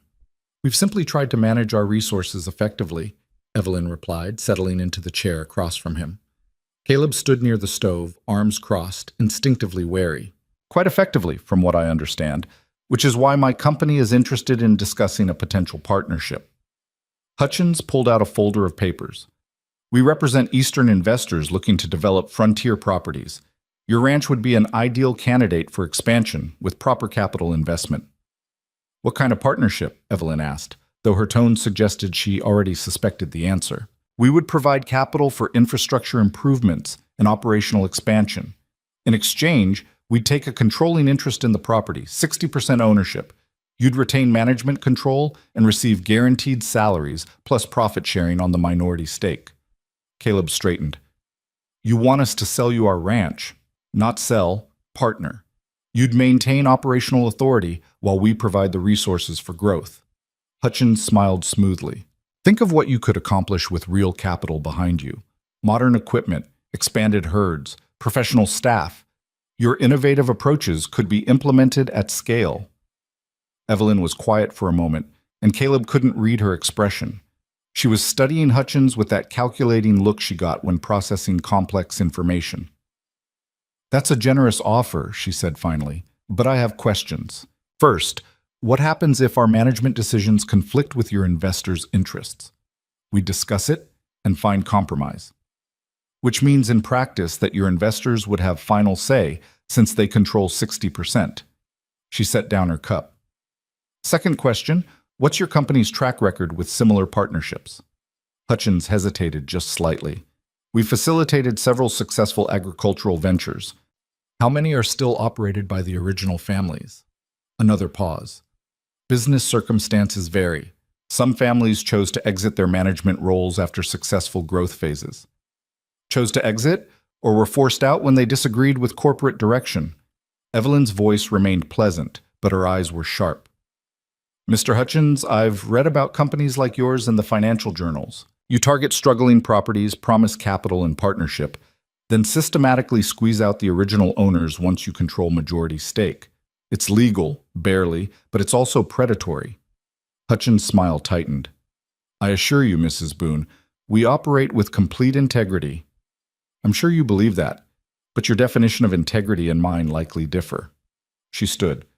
Thank you for the offer, but we're not interested in partnerships that would dilute our control. We fought too hard to maintain independence to surrender it now. You're making a mistake. Capital is difficult to access on the frontier. Our offer provides resources you can't obtain elsewhere. Then we'll manage without those resources. We've gotten this far on strategy and determination. We'll continue on the same path. She walked to the door, clearly ending the conversation. I wish you success in finding other partnerships, Mr. Hutchins, just perhaps not with families who've actually read the fine print. After Hutchins left, driving away with considerably less confidence than he'd arrived with, Caleb let out a breath he hadn't realized he'd been holding. Were you tempted, even for a moment? By the capital, yes. By the loss of control, not even slightly. Evelyn returned to her chair, suddenly looking tired. That's exactly the kind of offer that sounds good, until you're trapped in it. 5 years from now, we'd be employees on our own land, watching corporate investors make decisions that benefit Chicago bankers instead of Nebraska ranchers. But the money would have made things easier. Easier isn't always better, and independence is worth more than ease. She picked up her ledger, returning to work like the interruption had never happened. Besides, we don't need their money. We're going to generate our own capital through operations. It'll be slower, but it'll be ours. Caleb watched her work, marveling again at her combination of pragmatism and principle. She could calculate profit to the penny, but she wouldn't compromise core values for financial gain. It was a rare combination, and he was realizing how much he'd come to depend on it. The seasonal shift to spring brought new opportunities and new challenges. The hay meadow needed planting, cattle needed moving to fresh pasture, and the apple trees required pruning and care to ensure next season's crop. Physical work that Caleb understood, that made sense in his bones. But Evelyn was already thinking 3 steps ahead, planning summer operations and fall revenues. She'd identified a new opportunity. The railroad depot they'd sold hay to was expanding operations and needed reliable local suppliers for multiple products, not just hay. They're building a freight warehouse and livestock pens, she explained, reviewing the information she'd gathered on her last trip to the depot. They'll need lumber for construction, hay for the horses, and eventually beef for the railroad crews. If we position ourselves as their primary local supplier, that's a stable revenue stream for the next 2 years at least. We can't provide all of that ourselves. We don't have to. We become the aggregator. We contract with other local producers, Tom's lumber from his timber, the Petersons' beef cattle, our hay, and whatever else we can supply. We take a coordination fee for managing the relationship and ensuring quality. She was sketching out the structure as she talked. It's the same principle as the cooperative, but more formalized. We become the reliable local contact point between frontier production and railroad demand. That's getting complicated. Business is complicated, but this kind of complexity is valuable. It creates relationships and dependencies that stabilize everything else we're doing. She looked up at him. Trust me on this one. He did trust her, which was itself remarkable given how skeptical he'd been of her approaches initially. But every prediction she'd made had come true. Every strategy had worked or been quickly adapted when it didn't. She'd earned his trust through demonstrated competence. They spent April building those railroad relationships, with Evelyn negotiating contracts and Caleb managing the logistics of actually delivering products. It required coordination with 6 different local producers, complex scheduling, and constant quality control. But by month's end, they had a framework that was generating steady income for multiple families while positioning the Boone Ranch as a crucial node in the local economy. "You're making us important," Tom Brennan observed one evening when he'd stopped by to discuss a lumber delivery. "Not just successful, important. People depend on us now." "Importance is insurance," Evelyn replied. "The more integrated we are into the community's economic fabric, the harder we are to attack. Blackwell can't move against us without disrupting everyone connected to us. That's smart and a little bit ruthless. Welcome to frontier business." But she smiled when she said it, taking the edge off. The ruthlessness showed itself when Silas Merchant made his next move. He'd been quiet since the loan restructuring, but in early May he appeared at the ranch with an unexpected proposal. "I've been impressed by your operation, Mrs. Boone," he said, sitting in the same kitchen chair where Hutchins had sat weeks before. "You've demonstrated exceptional financial acumen, which is why I'd like to offer you a position." Evelyn's eyebrows rose. "A position?" "As financial consultant to the bank. We're expanding operations and we need someone who understands both traditional banking and frontier economics. You'd be ideal." He named a salary that made Caleb's eyes widen. "You could continue living here, working from town 2 days a week. It would provide substantial steady income while you continue developing the ranch." It was a clever offer, Caleb had to admit. The salary alone would solve most of their remaining financial pressures. And it seemed to acknowledge Evelyn's abilities in a way frontier society typically didn't for women. But Evelyn just smiled coldly. "Mr. Merchant, that's a fascinating attempt to neutralize a threat by co-opting it, but I'm afraid I must decline." Merchant's pleasant expression cracked slightly. "I don't understand." "Yes, you do. You're offering me a salary and status in exchange for my time, energy, and most importantly, my independence. Once I'm working for you, I can't challenge you. I can't advise other farmers on how to resist predatory loans. I can't build alternative financial structures that compete with your bank." She leaned forward. "You're trying to buy my silence and my strategic thinking." "The answer is no. You're being paranoid. I'm being realistic. And I'm also being busy building something you can't control, which clearly bothers you." She stood. "I appreciate the offer, but I'm not interested in working for someone whose business model I fundamentally oppose. Good day, Mr. Merchant." After he left, Caleb said, "That was a lot of money." "It was a gilded cage. I didn't escape one form of dependence to walk into another." She returned to her ledgers, but her hand was shaking slightly. "Though I admit, turning down that salary hurt more than I expected. We're doing all right financially now. We're stable, not comfortable. There's a difference." She set down her pen and looked at him directly. "But comfort at the cost of compromise isn't worth it. I'd rather struggle independently than prosper under someone else's control." It was a statement of principle that Caleb recognized as core to who she was. Evelyn valued autonomy above almost everything else, would sacrifice security for freedom.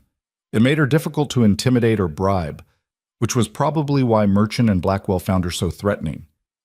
The community cooperative she had helped establish was flourishing, with 12 families now participating in bulk purchasing and equipment sharing. But success attracted friction from those who profited from the old system.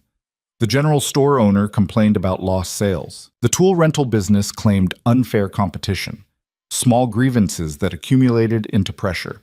The pressure crystallized in June when the town council called a special meeting to discuss unfair commercial practices disrupting established business. Evelyn attended with Caleb and Tom Brennan, and they found themselves facing a room of hostile merchants led by Silas Merchant himself. This cooperative arrangement is undermining legitimate businesses, Merchant argued to the council. These farmers are essentially operating a commercial enterprise without proper licensing or taxation. We're neighbors sharing resources, Evelyn countered calmly. There's no commercial enterprise. No one's making profit. We're just reducing individual costs through collective action. You're coordinating commercial activity. That requires business licensing under territorial law. Judge Cooper, serving as council chairman, looked troubled. Mrs. Boone, is there commercial coordination happening? There's coordination, yes, but no commercial profit. Every member pays cost share for materials and services. There's no markup, no profit margin. She'd brought documentation, naturally. Here are the cooperative's complete financial records. You'll see every transaction is at-cost distribution among members. Merchant leaned forward. But Mrs. Boone herself takes a coordination fee for managing these arrangements. A coordination fee that barely covers administrative time and is distributed as credits against future cost sharing, not as cash income. Evelyn's voice remained steady. Mr. Merchant, this isn't about business law. This is about your desire to maintain control over rural purchasing power. You don't want farmers negotiating bulk rates because it reduces your profit margins. That's slander. That's accurate economic analysis. She turned to face the full council. Gentlemen, 12 families are saving an average of $30 per month through this cooperative. That's money that stays in their pockets, instead of going to inflated prices from monopolistic local merchants. If you shut down this arrangement, you're telling those families that established business profits matter more than their economic survival. One council member, a dry goods merchant named Patterson, spoke up. But Mrs. Boone, we have families to feed too. Our businesses depend on reasonable profit margins. Reasonable being the key word. The margins you were charging were not reasonable. They were exploitative, made possible by lack of alternatives. Evelyn's tone softened slightly. I'm not trying to destroy anyone's business, but I am trying to create economic balance. Perhaps instead of attacking the cooperative, you should consider why families felt the need to create alternatives to your services. The debate continued for 2 more hours, with arguments becoming increasingly heated. Finally, Judge Cooper called for order and announced the council would take the matter under advisement and issue a ruling within 2 weeks. Walking out of the meeting hall, Tom Brennan shook his head. That didn't go as well as I'd hoped. It went exactly as I expected, Evelyn said. They're scared because we're changing power dynamics, but they can't legally stop us, which means they're just posturing. She paused at the edge of the boardwalk, looking at the darkening street. Though we should prepare for the possibility that they'll find some legal technicality to cause trouble. She was right, as usual. The council's ruling came down exactly 2 weeks later.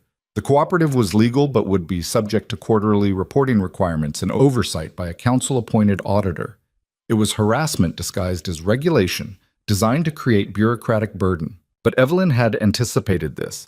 She volunteered to serve as the cooperative's certified record keeper, met every reporting requirement with meticulous precision, and turned the auditing process into an opportunity to document just how much money families were saving.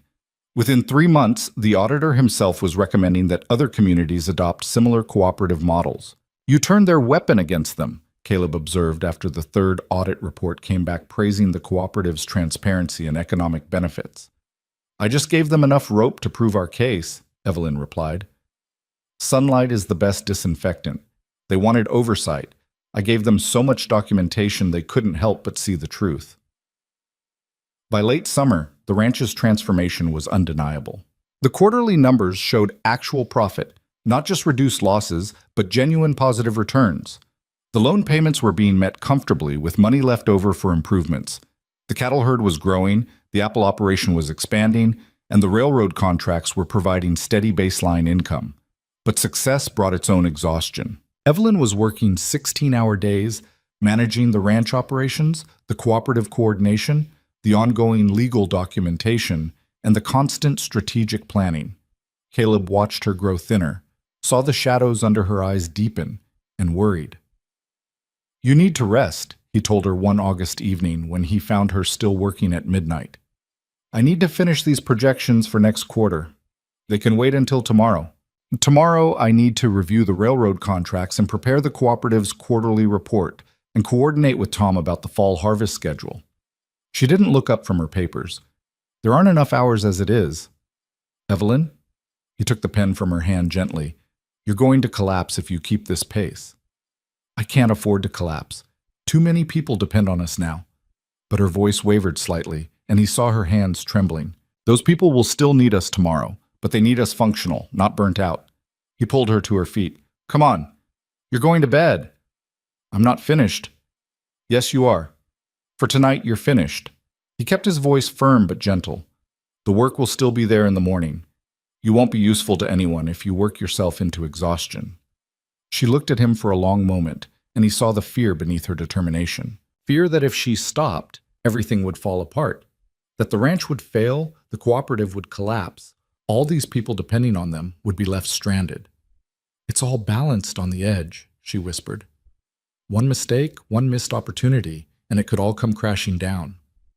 Then we'll be sure not to make that mistake, together." He guided her toward the stairs. "But we can't make good decisions when we're exhausted. Strategic thinking requires a clear mind, and you've been running on determination instead of rest for weeks now." She nodded slowly, finally allowing herself to acknowledge the exhaustion. "Just tonight. Tomorrow we'll figure out how to distribute some of this work so it's not all on your shoulders." He waited while she climbed the stairs, noticing how heavily she leaned on the railing. "You've built something remarkable here, Evelyn, but you can't sustain it alone." But that conversation led to changes in how they operated. Evelyn began training Tom's wife, Mary, on basic bookkeeping so she could handle some of the routine financial tracking. They hired a teenage boy from town, Jacob Miller, to help with physical labor and errands, freeing both Caleb and Evelyn for more strategic work. Small delegations that added up to meaningful relief. But the pressure from outside continued building. In September, a new threat emerged when territorial officials announced they were reviewing all water rights claims filed in the past year. It was clearly targeted at their creek rights. Someone with influence had gotten to the territorial office. "Blackwell," Caleb said when they received the review notice. "Has to be.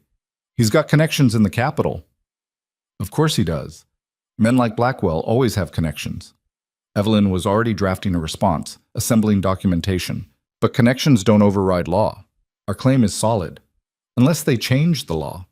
She paused, pen hovering over paper. "That's actually a legitimate concern. If they're reviewing existing claims, they might be preparing to modify the water rights framework itself." Her mind was clearly racing through implications. "We need information. We need to know what's being discussed at the territorial level before it becomes policy." "How do we get that information?" "We go to the source." She set down her pen with decision. "I need to travel to the territorial capital, talk to officials directly, understand what's happening, and advocate for our interests before decisions get made. That's a week of travel each way, plus time there. We can't both go. You stay here and manage operations. I'll go alone." She was already planning it out. "I'll take the train from the railroad depot, stay in the capital for a week, meet with whoever I can access, then return. 2.5 weeks total. I don't like you traveling alone." "I'm not asking permission, Caleb. I'm telling you what needs to happen." But her voice softened. "I know it's a risk, but this water rights issue is existential.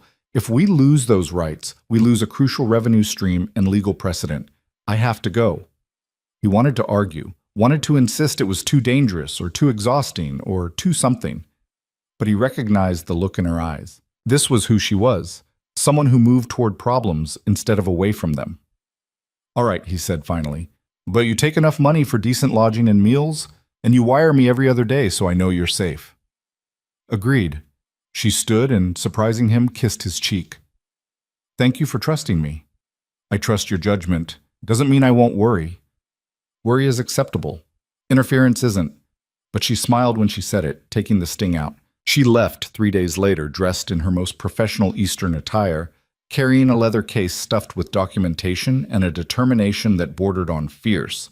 Caleb watched her board the train at the depot and felt a curious mix of pride and anxiety. Tom Brennan, who'd driven them to the depot, said, "That's one hell of a woman you married." "Yeah," Caleb agreed. "She is." The ranch felt strangely empty without her. Caleb hadn't realized how much her presence had become the anchor of daily operations until that presence was absent. He managed the physical work competently, that was familiar territory, but the strategic decisions felt heavier without her input. The first wire came 2 days later. Arrived safely. Stop meetings scheduled. Stop situation complex. Stop. More soon. Complex was Evelyn's way of saying concerning. Caleb tried not to read too much into it. 3 days after that, another wire. Water rights review, politically motivated. Stop. Blackwell has allies in capital. Stop fighting on multiple fronts. Stop staying longer. That one made Caleb's stomach clench. If Blackwell had enough influence to reach territorial politics, they were fighting a more powerful enemy than he'd realized. But 5 days after that, a longer wire arrived. Success Stop testified before review committee. Stop provided evidence of existing rights and economic benefits. Stop committee recommends no changes to current framework. Stop Blackwell allies outvoted. Stop returning tomorrow. She arrived back at the ranch 2 days later, exhausted but triumphant. Caleb met her at the depot, and she practically fell into his arms. "I'm so tired I could sleep for a week," she said into his shoulder. "Then that's what you'll do." "Can't. Too much work accumulated while I was gone." "The work can wait. You need rest." He helped her into the wagon. "But first, tell me what happened." During the ride home, she described the week in the capital. Meetings with territorial officials, testimony before committees, navigation of political networks that made frontier power struggles look simple by comparison. She documented everything, built coalitions with other water rights holders, and ultimately convinced enough committee members that changing the framework would create more problems than it solved. Blackwell tried to paint small water rights holders as troublemakers disrupting traditional use, she explained. But I showed them the economic data, showed how formalized rights actually increase agricultural productivity and investment, made it about territorial development instead of individual disputes. She leaned against Caleb's shoulder, her exhaustion evident. I also may have implied that Eastern investment groups were watching how the territory handled property rights, and arbitrary changes would discourage capital investment. You bluffed. I strategically emphasized certain possibilities. She managed a tired smile. But it worked. The committee voted to maintain current framework and actually strengthen protections for existing claims. So we won. We survived. There's a difference. She closed her eyes. But yes, for now, we won. Over the next few weeks, as Evelyn recovered her strength, Caleb saw how the capital trip had changed her. She was more confident in her strategic abilities, but also more aware of how fragile their position remained. One political shift, one powerful enemy with the right connections, and everything could still crumble. We need to build stronger defenses, she said one evening as they reviewed their situation. Not just economic or legal defenses, political defenses. We need allies with real influence, not just local farmers. How do we get that kind of influence? We become the story that matters. The Eastern bride who saved a dying ranch, who challenged corruption, who built community prosperity. She was thinking out loud now, planning. Regional newspapers would be interested in that narrative. It's frontier romance with economic substance, and media attention creates political protection. You want to invite reporters to write about us? I want to control our narrative before someone else does. Blackwell and Merchant have been defining us as troublemakers. I'd rather be defined as innovators. She made notes. I'll write to the Omaha Herald and the Denver Post. Human interest story with economic angles. They love this kind of thing. It seemed risky to Caleb, inviting outside scrutiny, but he'd learned to trust Evelyn's instincts about these things. And sure enough, within 2 months, a reporter from the Omaha Herald arrived to interview them about their remarkable frontier success story. The resulting article, published in December, was everything Evelyn had hoped for. It portrayed them as examples of frontier ingenuity and determination, highlighted their innovative economic approaches, and even mentioned the resistance they'd faced from established interests without naming names. The article was picked up by several other papers, and suddenly they had a public profile that extended far beyond their county. That was brilliant, Tom Brennan said after reading the article. Now, you're not just local troublemakers. You're regional success stories, much harder to attack. That's the idea, Evelyn agreed. Visibility is protection. The more public we are, the more careful our enemies have to be. But visibility also attracted new complications. By January, they'd received 3 more offers from investment companies wanting to partner on expansion. A Chicago newspaper wanted to interview Evelyn about women's roles in frontier economics. A group of territorial legislators asked her to consult on agricultural development policy. You're becoming famous, Caleb observed, watching her sort through the latest correspondence. I'm becoming a symbol. There's a difference. She set aside the letters with visible irritation. These people don't care about our actual ranch. They care about what we represent, proof that frontier economics can be rationalized and modernized. I'm useful to them as an example, not as a person. So what do you do with all this attention? Use what's useful, deflect the rest. She pulled out one letter. This one's interesting, though. It's from a women's business association in Omaha. They want to know if I'd speak at their annual conference about frontier enterprise strategies. You should do it. It's 3 days of travel, 2 days in Omaha. That's almost a week away from the ranch. The ranch will survive a week, and it could be valuable, building connections with business women who might become allies or partners. Caleb was learning to think strategically himself now, after months of watching Evelyn. Besides, you should get recognition for what you've accomplished, not just for strategic reasons, because you deserve it. She looked at him, surprised and touched. Their relationship had evolved gradually over the months from strategic partnership to something deeper, though neither had quite articulated what that something was. They worked together, planned together, fought challenges together. Whatever that made them, it felt solid in ways Caleb hadn't expected. All right, she said finally. I'll do it, but you're in charge while I'm gone, which means you'll need to handle the quarterly report and the cooperative coordination. You'll have to teach me.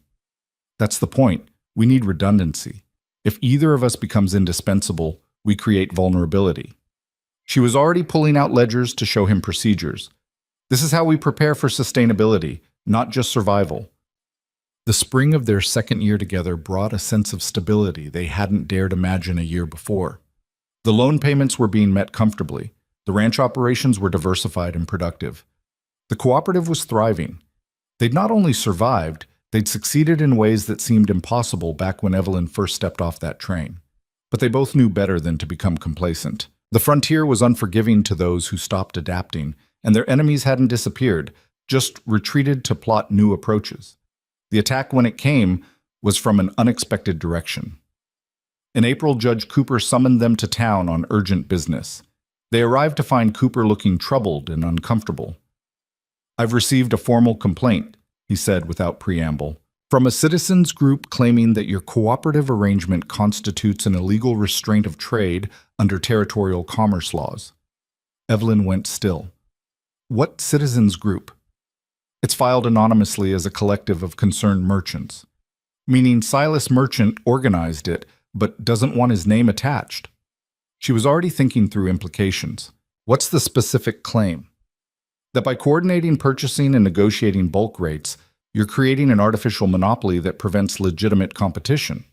They're asking for injunctive relief to dissolve the cooperative pending a full legal review. That's absurd. We're not preventing competition, we're creating market efficiency. I agree it's likely without merit, but the law requires me to schedule a hearing. And until that hearing, I have to issue a temporary restraining order on cooperative purchasing activities. The impact hit immediately. 12 families that had been relying on cooperative purchasing were suddenly cut off from the cost savings that had been helping them stay solvent. The spring planting season was beginning, and without coordinated bulk purchasing, several families couldn't afford necessary seed and supplies. Evelyn spent 3 days preparing for the hearing, assembling economic documentation and legal precedents. Caleb watched her drive herself toward exhaustion again, fueled by anger and determination. They're attacking the wrong people, she muttered, reviewing testimony notes. These families are barely surviving. Taking away the cooperative's benefits could push some of them into foreclosure, which is probably the point. More foreclosures mean more land for merchant to acquire. Then we need to make sure that strategy fails. She looked up at him with fierce resolve. At the hearing, I want you to testify. Tell them what life was like before the cooperative. Make it personal, not just economic. The hearing took place on a cold April morning in the town hall. The room was packed. All the cooperative families had come to witness, along with various townspeople curious about the controversy. Merchant sat in the front row, looking satisfied. Evelyn presented first, laying out the economic case with systematic precision. She demonstrated that the cooperative didn't restrict trade. It simply allowed small buyers to negotiate with sellers more effectively. That bulk purchasing was standard business practice across the country and couldn't legally be prohibited just because it was being done collectively by farmers rather than individually by merchants. Then Caleb testified, and he spoke from the heart about what the cooperative had meant, about families who could finally afford decent equipment, about children who had better food because parents saved money on supplies, about hope returning to homesteads that had been slowly dying. These aren't rich people gaming the system, he said, looking directly at the judge.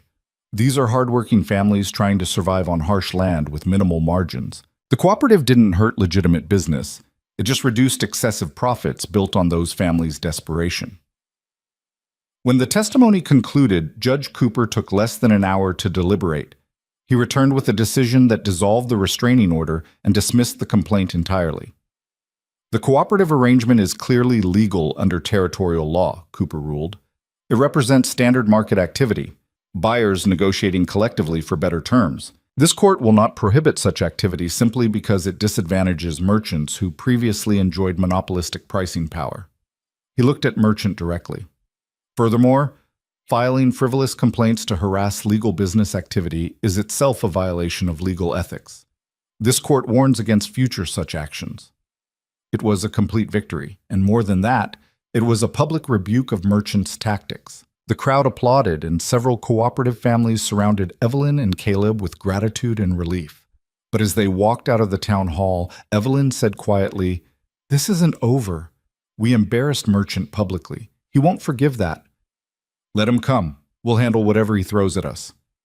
"I hope so." She looked tired despite the victory. "But I'm starting to wonder if we'll ever reach a point where we're not constantly fighting." It was a question Caleb couldn't answer because he wondered the same thing. They'd achieved so much, but the constant battles were exhausting. Every victory seemed to just raise the stakes for the next confrontation.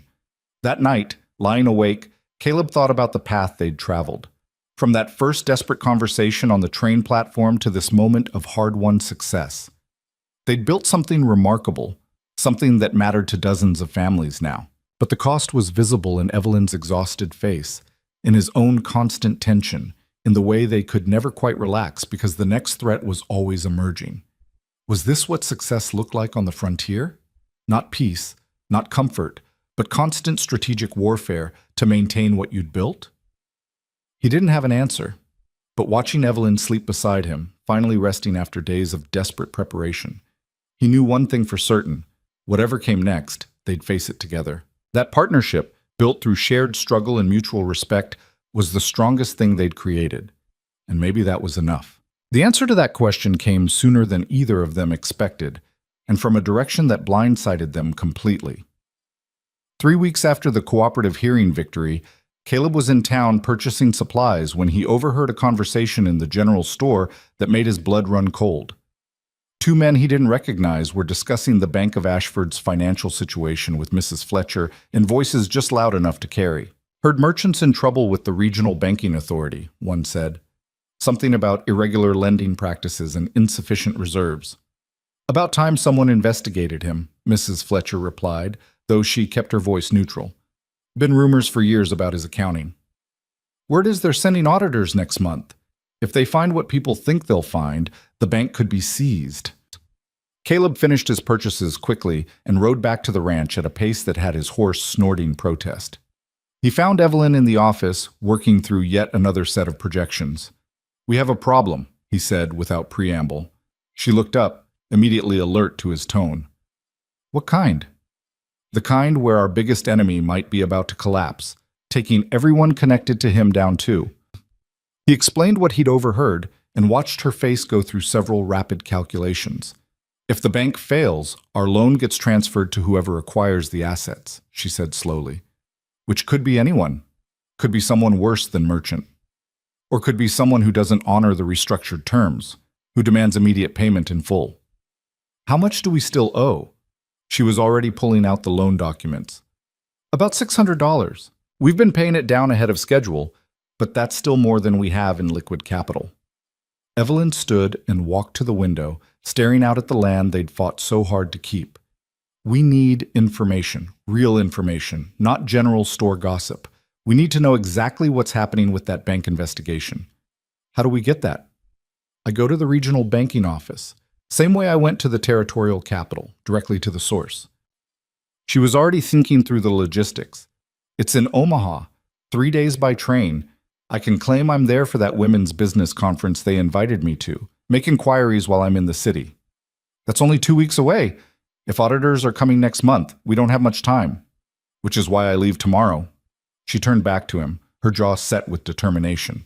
This is too important to delay. Evelyn, you just got back from a week in town for the hearing. You're exhausted. I'll rest when we're secure. Right now, we need to understand the threat. She moved past him toward the stairs. I'll pack tonight. Leave at dawn. You'll need to handle the railroad delivery scheduled for Thursday, and Tom said he'd help with the fence repairs on the north boundary. Caleb caught her arm gently. Wait a moment. She stopped, and he saw the fear beneath her determination, the same fear he felt, that after all this work, all these victories, they could still lose everything to circumstances beyond their control. We'll figure this out, he said. Whatever's happening with Merchant's Bank, we'll find a way through it. You don't know that. No, but I know we've survived worse, and I know you're the smartest, most strategic person I've ever met. If anyone can navigate this, it's you. He pulled her into an embrace, feeling her tension gradually ease slightly. But you can't do it running on fumes. Get some rest tonight. Start fresh tomorrow. She nodded against his shoulder, and for a moment they just stood there, holding each other against the uncertainty of what was coming. The trip to Omaha revealed a situation worse than they'd feared. Evelyn met with her contact from the Women's Business Association, who had connections to the regional banking authority through her husband's law practice. What she learned made the long train ride back to Nebraska feel like it passed in mere seconds, her mind racing through implications.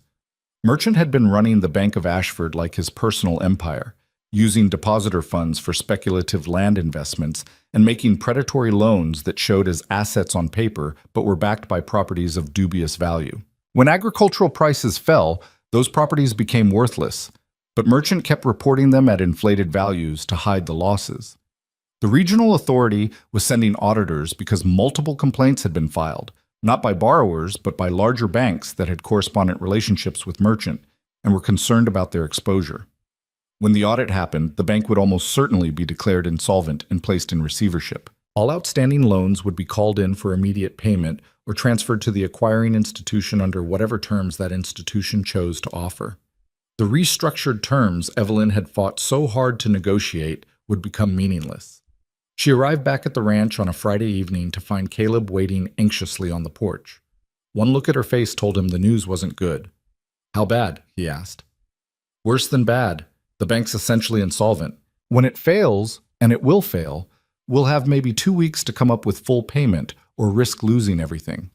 She climbed down from the wagon slowly, every movement showing exhaustion. We're back where we started, facing foreclosure with no clear way out. They went inside and she laid out everything she'd learned. The timeline, the probable outcomes, the limited options available to them. As she talked, Caleb felt a familiar desperation rising, the same feeling he'd had that day on the train platform when he'd confessed the truth to a stranger who'd just become his only hope. $600 in 2 weeks, he said when she finished. We don't have it.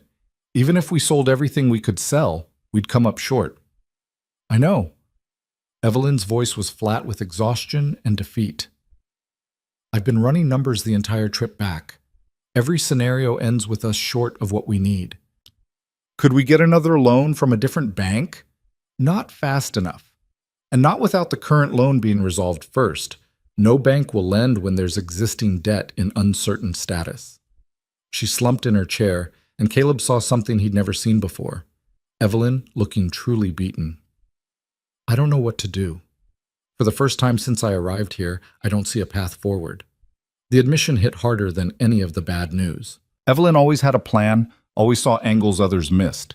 Her strategic thinking had been their salvation over and over. If she couldn't find a solution, maybe there wasn't one. They sat in silence as darkness fell outside, both of them trying to think through a problem that seemed to have no solution. Finally, Caleb said, "What if we went directly to whoever's likely to acquire the bank? Negotiated with them before the transfer happens." That's assuming we can identify them and that they'd negotiate with individual borrowers before the acquisition is finalized. Both unlikely. But he saw her mind starting to engage with the possibility, working the angles. Though there might be something there. If we could identify the acquiring institution and demonstrate our loan is actually valuable, that we're reliable payers with a profitable operation, they might agree to maintain current terms. How do we find out who's acquiring it? The same way I found out about the audit, through connections in Omaha. She stood, moving toward her desk where her correspondence was stacked. The attorney who helped me with information has contacts in banking circles. If anyone knows who's positioning to acquire merchants' assets, it would be him. That's another trip to Omaha. No, that's a very expensive telegram asking very specific questions. She was already drafting the message in her mind. And then, potentially yes, another trip to Omaha if the answer provides an opening we can exploit.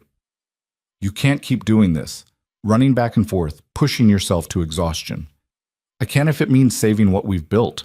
Her voice was sharp with stress. Caleb, we're out of options. This is the only play I see. Then let me go. Tell me what to say, who to talk to, and I'll handle it. She looked at him with surprise and something else, gratitude maybe, or relief. You'd do that? We're partners. That means we share burdens, not just victories. He moved to stand beside her. I can't do the strategic thinking like you can, but I can follow your plan. Tell me what needs to happen, and I'll make it happen. For a moment, emotion flickered across her face, quickly controlled but visible. All right, we'll do it together. I'll send the telegram, and while we wait for response, we'll prepare documentation showing our ranch's profitability and reliability. If we get an opportunity to present our case, we need to be ready. The telegram response came back 2 days later, and it contained both good news and complicated news. The acquiring institution was likely to be the First National Bank of Omaha, a large regional bank with a reputation for sound practices. They were known to honor reasonable loan terms when acquiring distressed banks' assets, but they were also known to be cautious, requiring significant documentation and proof of borrower reliability before making any commitments. This could work, Evelyn said, reading the telegram for the third time. First National is exactly the kind of institution that would recognize our operation's value, but we need to get to them before the acquisition is finalized, while they're still evaluating which loans to honor versus which to call in. When does the acquisition finalize? Probably 3 to 4 weeks. The audit has to complete first. She was already making lists. We need to prepare a complete financial package. 2 years of operation history showing consistent improvement, reliable payments, diversified income streams. We need to demonstrate we're a good loan, not a risky one. They spent the next week assembling the most comprehensive documentation either of them had ever created. Every transaction, every payment, every revenue stream was documented and organized. Evelyn wrote a narrative explaining their operation strategy and growth trajectory. Caleb gathered testimonials from their business partners, the railroad depot, the lumber crew, even some of the cooperative families who could attest to their reliability and community impact. The package they created was impressive, a testament to everything they'd accomplished in less than 2 years. Looking at it laid out on the kitchen table, Caleb felt a surge of pride despite the desperation of their situation. "This is good work," he said. "It's a strong case. Whether it's strong enough depends on who reviews it and what their priorities are." Evelyn was already packing it carefully into a leather portfolio. "We need to deliver this personally, both of us. Show them we're serious, professional, invested. When do we leave?" "Tomorrow. The railroad schedule has a train leaving at dawn." She looked at him directly. "This is everything, Caleb. This meeting determines whether we keep fighting or whether we lose it all. I know. And if we lose, she trailed off, unable or unwilling to finish the thought. We won't lose. We've come too far, fought too hard. We're going to walk into that bank, present our case, and convince them we're worth keeping. He said it with more confidence than he felt, but sometimes confidence was its own kind of strategy. They left Tom Brennan in charge of the ranch and caught the dawn train to Omaha. The ride gave them time to rehearse their presentation, anticipate questions, and prepare counter-arguments. Evelyn was in full strategic mode, and Caleb found himself learning from her even in the midst of crisis. The way she thought through angles, prepared for contingencies, always had a backup position ready. First National Bank of Omaha occupied an impressive brick building in the city's financial district. It looked solid, established, exactly the kind of institution that inspired confidence, which made Caleb nervous because he was just a frontier rancher in his best clothes, about to ask sophisticated city bankers to take a risk on him. But Evelyn walked in like she belonged there, her Eastern polish serving as perfect armor. She requested a meeting with the officer handling the merchant bank acquisition, and her combination of confidence and documented business gave them access they probably shouldn't have had. The officer was a man named Harrison Wright, middle-aged and skeptical, with the kind of careful expression that suggested he'd heard every hard luck story and believed none of them. He reviewed their documentation with practiced efficiency while they sat across his massive desk, waiting. After what felt like hours but was probably only 20 minutes, Wright looked up. "This is quite thorough. You've documented everything clearly." "We believe in complete transparency," Evelyn said. "We want you to see exactly what our operation is and what its prospects are. I can see that you've turned around a failing ranch and established multiple revenue streams. That's admirable." He set down the papers. "But I need to understand something. Why should First National maintain your restructured loan terms when we could simply call the loan and acquire the property for a fraction of its value?" It was the question they'd been expecting, the crucial moment. Evelyn leaned forward slightly. "Because the property is worth more to you performing than foreclosed, Mr. Wright. If you call our loan and force foreclosure, you acquire land in a depressed market that will take months to sell, generating no income while you carry it. You'll likely sell for less than loan value, taking a loss." She pulled out a specific document.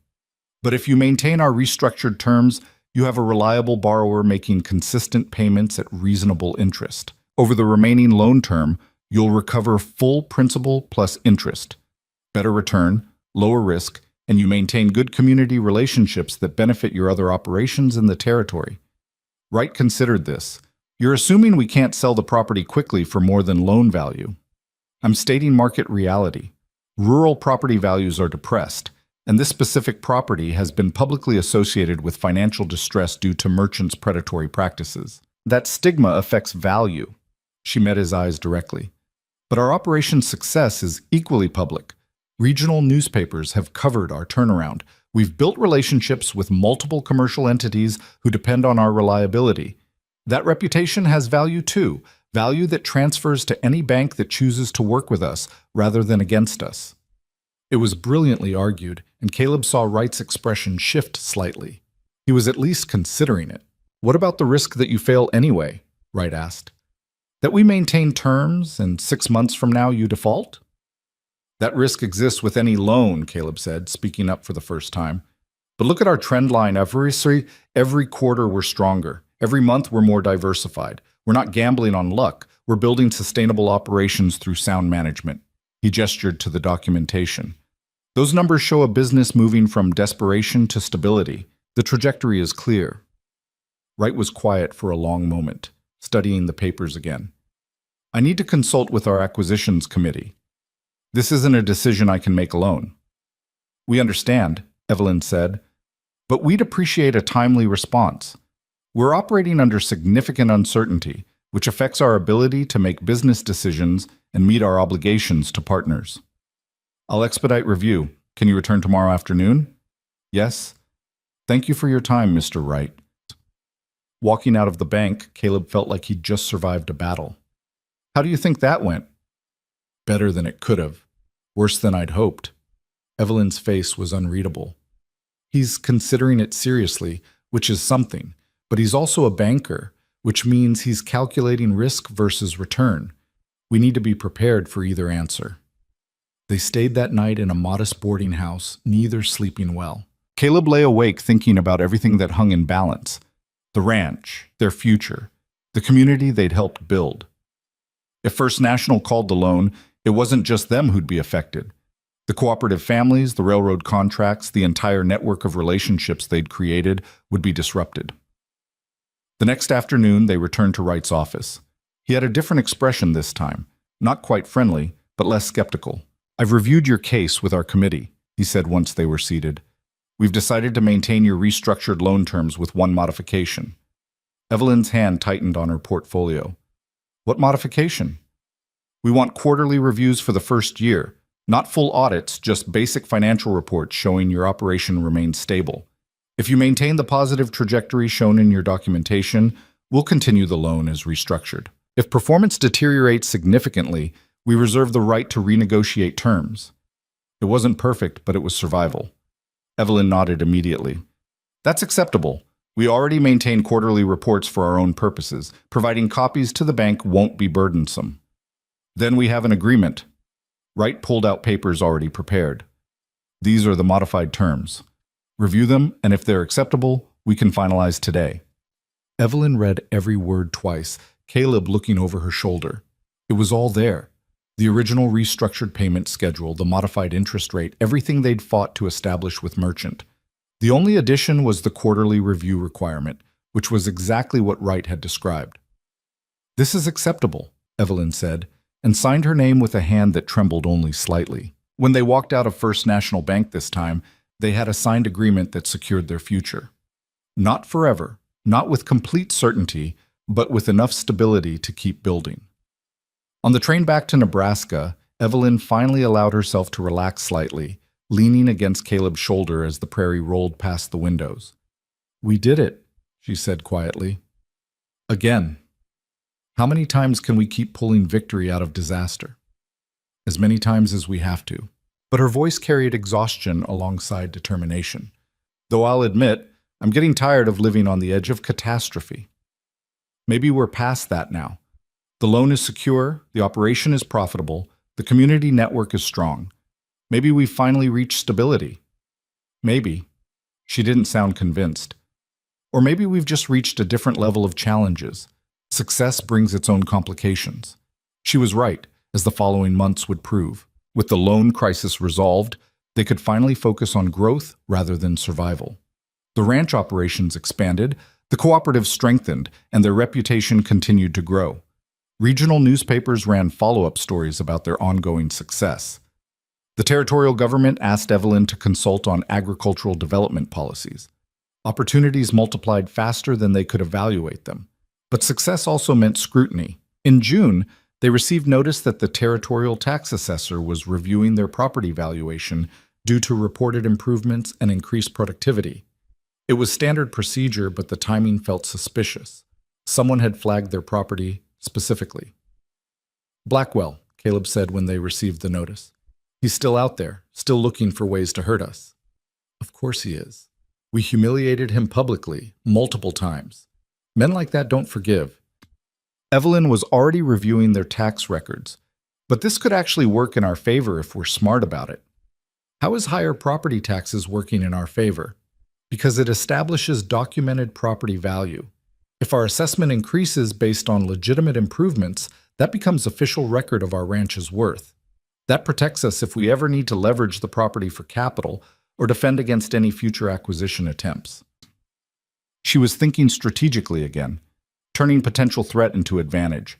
We document every improvement we've made, show the assessor exactly what we've built, and let them establish a high valuation. Yes, we'll pay more taxes, but we'll also have official recognition of value that serves as legal protection. The assessment process took 3 weeks, with the territorial assessor examining every aspect of their operation. He seemed impressed despite his bureaucratic demeanor, noting improvements to structures, irrigation developments, the apple operation, the diversified revenue streams. When the new assessment came through, their property valuation had increased by 40%. The tax bill increased proportionally, But as Evelyn had predicted, the documented value provided legal protections that were worth more than the additional cost. You really do turn everything into strategic advantage, Caleb observed, reviewing the assessment documents. It's either that or let circumstances control us. I prefer to control circumstances. She filed the papers carefully. Though I'll admit, I'm starting to wonder if we'll ever reach a point where we're not constantly maneuvering. It was becoming a recurring theme, this sense that they were successful but never secure, always having to stay 3 steps ahead just to maintain what they'd built. The constant strategic warfare was exhausting, even when they were winning. In August, Tom Brennan approached them with an unexpected proposal. His homestead was finally proven up, officially his, and he wanted to formalize their partnership arrangement into something more permanent. "You've helped me build a successful operation," Tom said, sitting at their kitchen table with his hat in his hands. "The materials you provided, the advice Evelyn gave, the cooperative connections, I wouldn't have survived without them. I'd like to formalize a permanent mutual support agreement between our properties. Official partnership on certain ventures, shared resources, combined advocacy on policy issues." Evelyn considered this carefully. "What you're describing is essentially a multi-property operation, a small ranching alliance." "I guess so, yeah. There's 3 other homesteaders who'd be interested too. The Hendersons, the Carters, and the Yates family. All people you've helped through the cooperative who want closer connection." Tom looked between them. "We'd all maintain independent ownership, but we'd coordinate on major decisions, share equipment and resources more formally, present a united front on issues like water rights and territorial policy." "It's an interesting idea," Caleb said, looking at Evelyn. "What do you think?" "I think it's brilliant.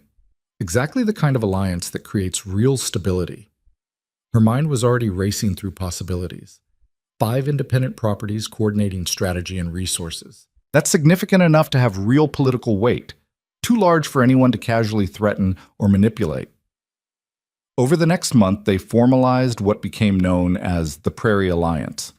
5 homesteads bound by agreement to coordinate on specific issues while maintaining individual autonomy. It wasn't a formal corporation or legal entity, just a documented understanding backed by genuine relationships and mutual interest. But the effect was immediate. When the Prairie Alliance spoke on issues affecting small ranchers, people listened. They had collective political weight that individual homesteaders lacked.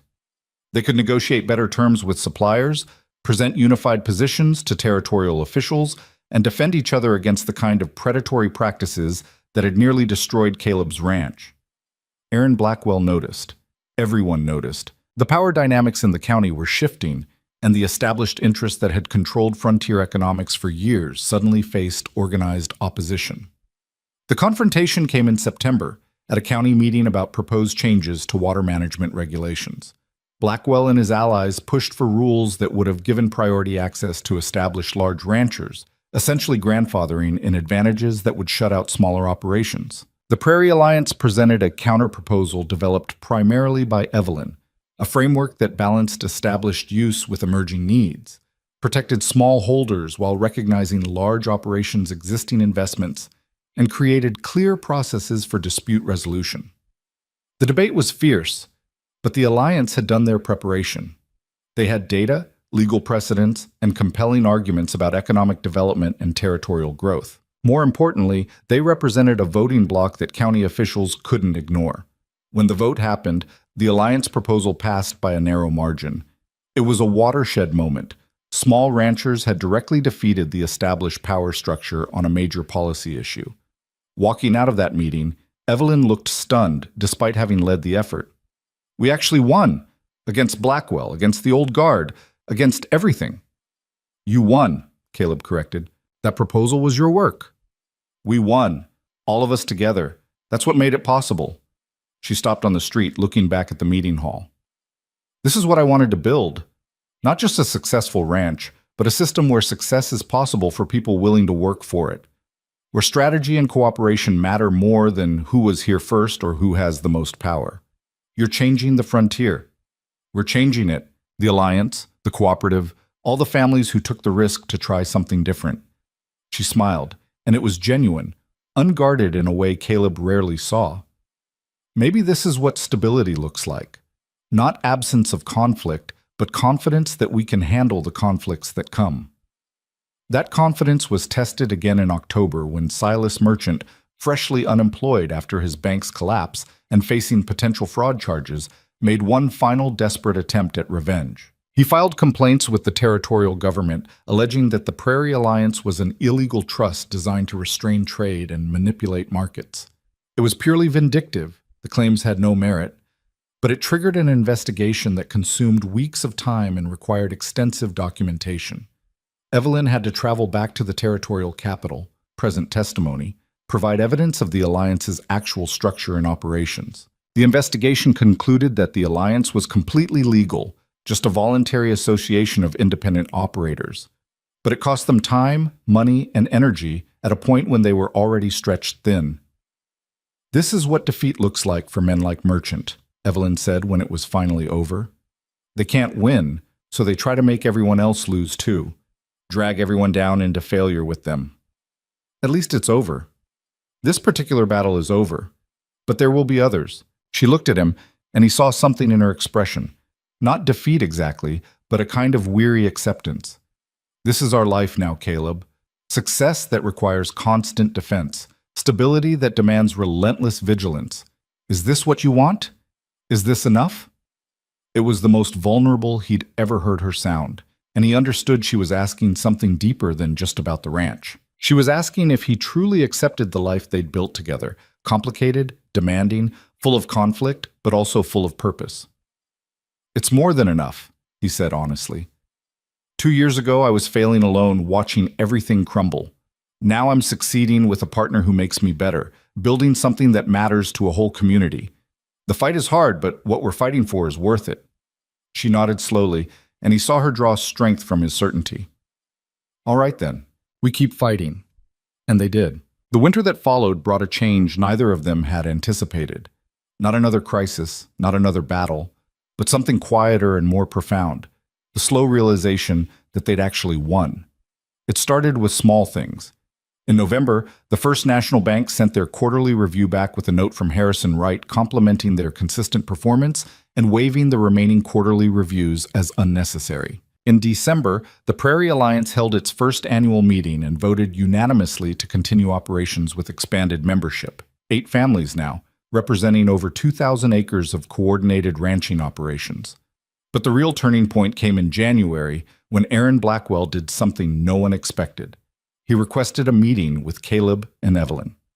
They met at Judge Cooper's office, neutral territory, with Cooper present as mediator. Blackwell arrived looking older than Caleb remembered, the fight seeming to have aged him in ways the years hadn't. "I'm not here to apologize," Blackwell said once they were seated. "Don't expect that from me." "We don't," Evelyn replied calmly. "What are you here for, Mr. Blackwell?" "To propose a truce, maybe even cooperation." He pulled out a document. "I'm expanding operations into cattle breeding rather than just range cattle. Quality bloodlines, improved stock. It requires different approach, more like farming than traditional ranching. Your diversification model, your systematic approach. I've been watching it work." Caleb exchanged a glance with Evelyn, seeing his own surprise reflected in her expression. "You want to copy our methods?" Evelyn asked. "I want to learn from them, and I'm willing to pay for that knowledge." Blackwell set the document on the table. "This is a proposal for a consulting arrangement. You advise me on operational improvements and strategic planning. I pay a monthly fee and give you breeding rights access to my improved stock lines." It was so unexpected that Caleb didn't know how to respond. This was the man who'd tried to steal their land, who'd poisoned cattle, who'd made their lives hell for 2 years, and now he wanted to pay them for advice. Evelyn studied the proposal with her usual careful attention. Why now? Why this change? Blackwell was quiet for a moment. "Because I'm 62 years old, and I'm watching the frontier change, whether I like it or not. Your alliance, your cooperative, your new approaches, they're not going away. If anything, they're spreading. I can either keep fighting change until it destroys me, or I can adapt." He met Evelyn's eyes directly. "You were right about strategic thinking mattering more than tradition. Took me too long to see it, but I'm not too proud to admit when I'm wrong." "That sounds very close to an apology," Evelyn observed. "It's an acknowledgement. Best you'll get from me." She looked at Caleb, a silent question. He could see her calculating. The advantages of having Blackwell as an ally instead of an enemy, the income from consulting fees, the access to breeding stock that would improve their own herd, but also the risk of trusting someone who'd tried to destroy them. "We'll need to discuss this privately," Evelyn said. "Can we respond tomorrow?" "Take your time. I'm not going anywhere." Blackwell stood, then paused. "For what it's worth, Mrs. Boone, you've got steel in you. Reminded me why I loved this frontier in the first place, when it rewarded people who were smart and tough enough to survive it. You're both those things." After he left, Judge Cooper let out a low whistle. "Never thought I'd see Aaron Blackwell ask anyone for help. You two have really changed things around here."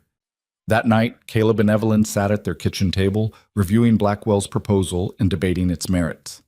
The discussion went in circles for hours, weighing risks against opportunities, past wrongs against future possibilities.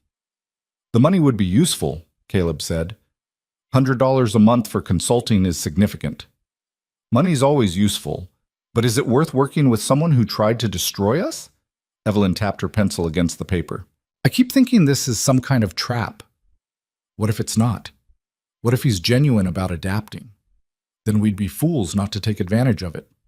An alliance with Blackwell would make the Prairie Alliance nearly untouchable politically and economically." She set down her pencil. "But I need to know you're comfortable with this. He hurt you directly. The poisoned cattle, the land claim, all of it. I won't force you to work with him if you can't." Caleb thought about that, about the anger he'd carried for so long, the sense of being threatened and undermined. But he also thought about pragmatism, about the difference between holding grudges and moving forward. "I don't like him," he said finally. "Probably never will. But I can work with him if it's in our interest. And teaching him our methods? That doesn't diminish us. If anything, it proves we were right all along." "That's what I think too." Evelyn smiled slightly. "Look at us. 2 years ago, we were desperate people trying to survive. Now we're considering whether to consult for the man who wanted us destroyed. That's not just survival, that's victory." They accepted Blackwell's proposal the next day, with modifications that Evelyn negotiated to protect their interests and ensure clear boundaries. The consulting arrangement began in February, and to everyone's surprise, it worked. Blackwell proved to be a demanding but fair client, genuinely interested in learning rather than just exploiting their knowledge. The shift in their relationship with Blackwell had ripple effects throughout the county. If the biggest rancher and the innovative newcomers could work together, old hostilities seemed pointless. Other established ranchers began approaching the Prairie Alliance with questions and proposals. The rigid divide between old guard and new approaches began to blur. By spring, the transformation was undeniable. The ranch that had been dying 3 years ago was now profitable enough that Caleb and Evelyn were discussing expansion possibilities. The Prairie Alliance had grown to 12 member families and was being studied by territorial officials as a model for rural development. Evelyn had been invited to speak at agricultural conferences in 3 different states about frontier economics and cooperative strategies. "We're becoming respectable," Caleb observed one evening as they reviewed yet another speaking invitation. "Maybe even influential."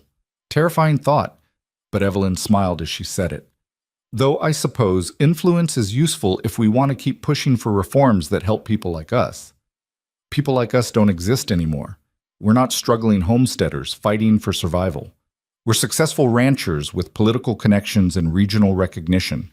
We're people who remember what struggling felt like. That matters."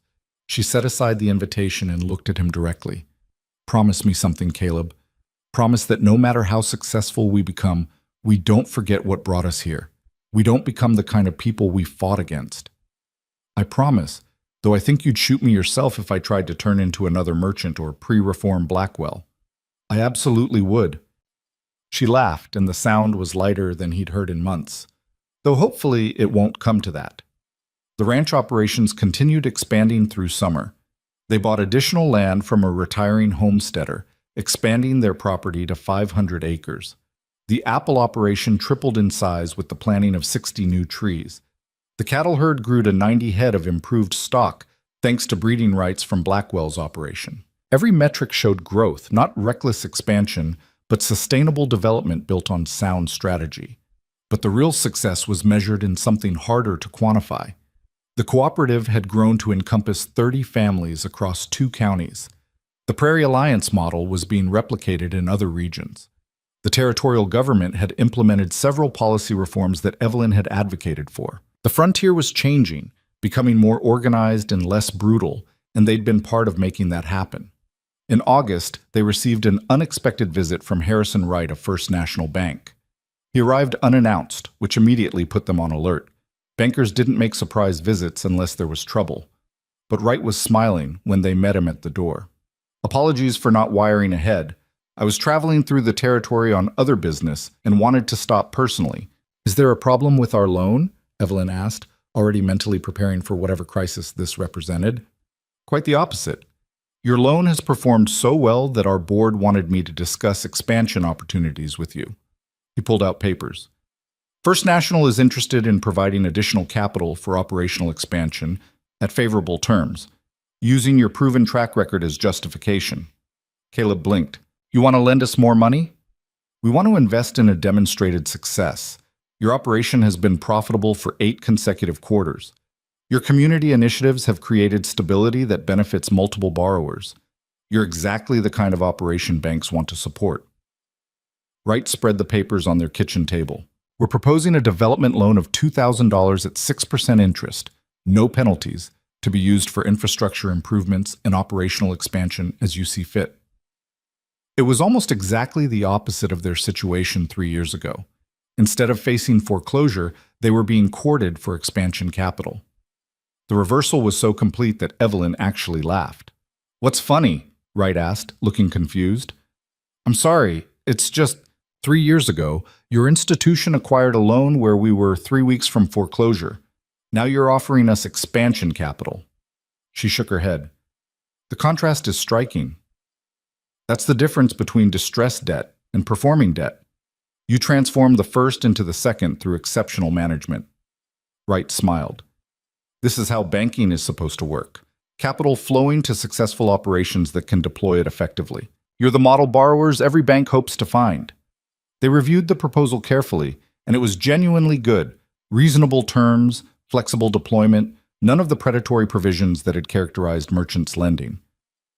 After Wright left with their tentative acceptance pending full review, Caleb and Evelyn sat in silence for a long moment. "We won," Caleb said quietly. "Not just survived, not just got by. We actually won. We built something worth winning." Oh, Evelyn was staring at the loan proposal like it might disappear. "Something sustainable and valuable, something that matters. Because of you. Because you saw possibilities I couldn't see and had the courage to fight for them. Because of us." She looked at him with an intensity that made him catch his breath. "I provided strategy, but you provided trust. You believed in my plans when you had every reason not to. You supported me when the entire community thought I was crazy. You stood beside me through every battle." Her voice caught slightly. "I couldn't have done any of this alone, Caleb. We did it together." He pulled her close, and they held each other in the kitchen that had been the war room for so many strategic battles. "So what do we do now? We've achieved everything we were fighting for. What comes next?" "We keep building. We help other people achieve what we achieved. We push for reforms that make the frontier less brutal and more fair." She pulled back to look at him. "And maybe we start thinking about building a family, not just a ranch." It was the first time either of them had mentioned children, though the possibility had been hovering unspoken for months. Caleb felt something shift in his chest, a new kind of hope. "I'd like that," he said. "Kids growing up here, learning to think strategically while they're learning to rope cattle. Carrying forward what we've built. Teaching them that success comes from using your mind as much as your muscles. That cooperation matters more than domination. That the frontier can be civilized without losing what makes it vital." She smiled. "That's a legacy worth building." Through the fall, they implemented the expansion plans that the First National loan made possible. A new barn that doubled their storage capacity. An irrigation system that secured water for the apple operation regardless of drought. Improved fencing and water systems across the entire property. Each improvement made operations more efficient and more profitable, but they also devoted time and resources to helping others. Evelyn held workshops teaching bookkeeping and strategic planning to homesteader wives who wanted to understand their family finances better. Caleb shared his hard-won knowledge about cattle management and land use with young ranchers just starting out. The Prairie Alliance established a loan fund to help new members with startup costs, using the model of mutual support that had saved Caleb's ranch.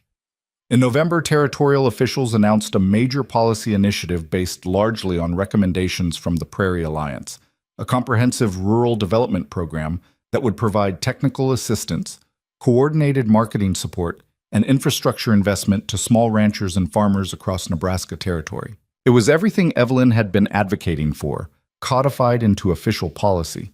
The announcement event was held in Omaha, and Evelyn was invited as one of the keynote speakers. Caleb sat in the audience, watching his wife address a room full of territorial officials and business leaders with the same confident competence she'd brought to saving their ranch. She outlined the principles that had guided their success and argued for their systematic application across the territory. "The frontier doesn't have to be a place where people struggle alone against impossible odds," she said from the podium. "It can be a place where strategic thinking and mutual support create sustainable prosperity, where innovation is rewarded and cooperation is valued, where success is determined by intelligence and determination rather than who was here first or who has the most power." Her voice carried clear conviction. "That's the frontier I want to build. That's the future we can create together if we're brave enough to try." The audience applauded, and Caleb felt pride surge through him. This woman had arrived on a train platform 3 years ago with nothing but a leather ledger and desperate courage. Now she was shaping territorial policy and inspiring a new generation of frontier settlers.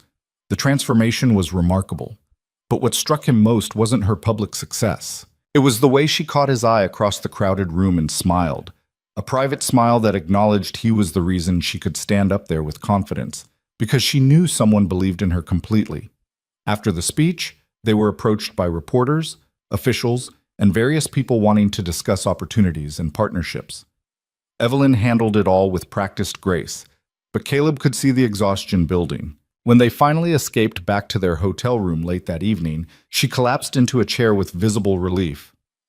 "I'm tired of being inspiring," she said. "I just want to go home and work on the books and argue with Tom about fence repairs. We're leaving tomorrow, back to normal life." "Normal life?" She laughed. "Remember when normal meant being 3 weeks from foreclosure? When normal was fighting for survival every single day? That wasn't normal.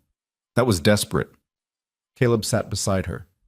"This is normal. Sustainable operations, manageable challenges, building for the future rather than just trying to survive the present.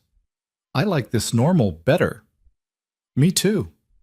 They returned to the ranch the next day, and the familiar sight of their land spreading out toward the horizon brought a sense of peace that no amount of regional recognition could match. This was home, not just a property they owned, but a place they'd built through shared struggle and determination. Winter settled in with unusual gentleness that year, and they spent the cold months planning for the spring and enjoying something they'd rarely experienced before: actual peace. No crisis demanded immediate attention. No enemy plotted their destruction. The loan payments were comfortable, the operations were running smoothly, and their future looked genuinely secure. On a cold January evening, sitting by the fire with ledgers spread across the table, more from habit than necessity, Evelyn said, "Do you remember what you told me that first day? On the train platform? I told you I was drowning in debt and you should leave. You told me the truth. You could have hidden it, trapped me into staying through deception. Instead, you gave me choice." She set down her pen. "That honesty was the foundation of everything we built. Partnership based on truth rather than manipulation. I didn't know how to be anything else. Too tired for deception by that point. It was more than exhaustion. It was integrity. You'd rather lose alone with honor than win through deceit." She moved to sit beside him. "That's why I stayed.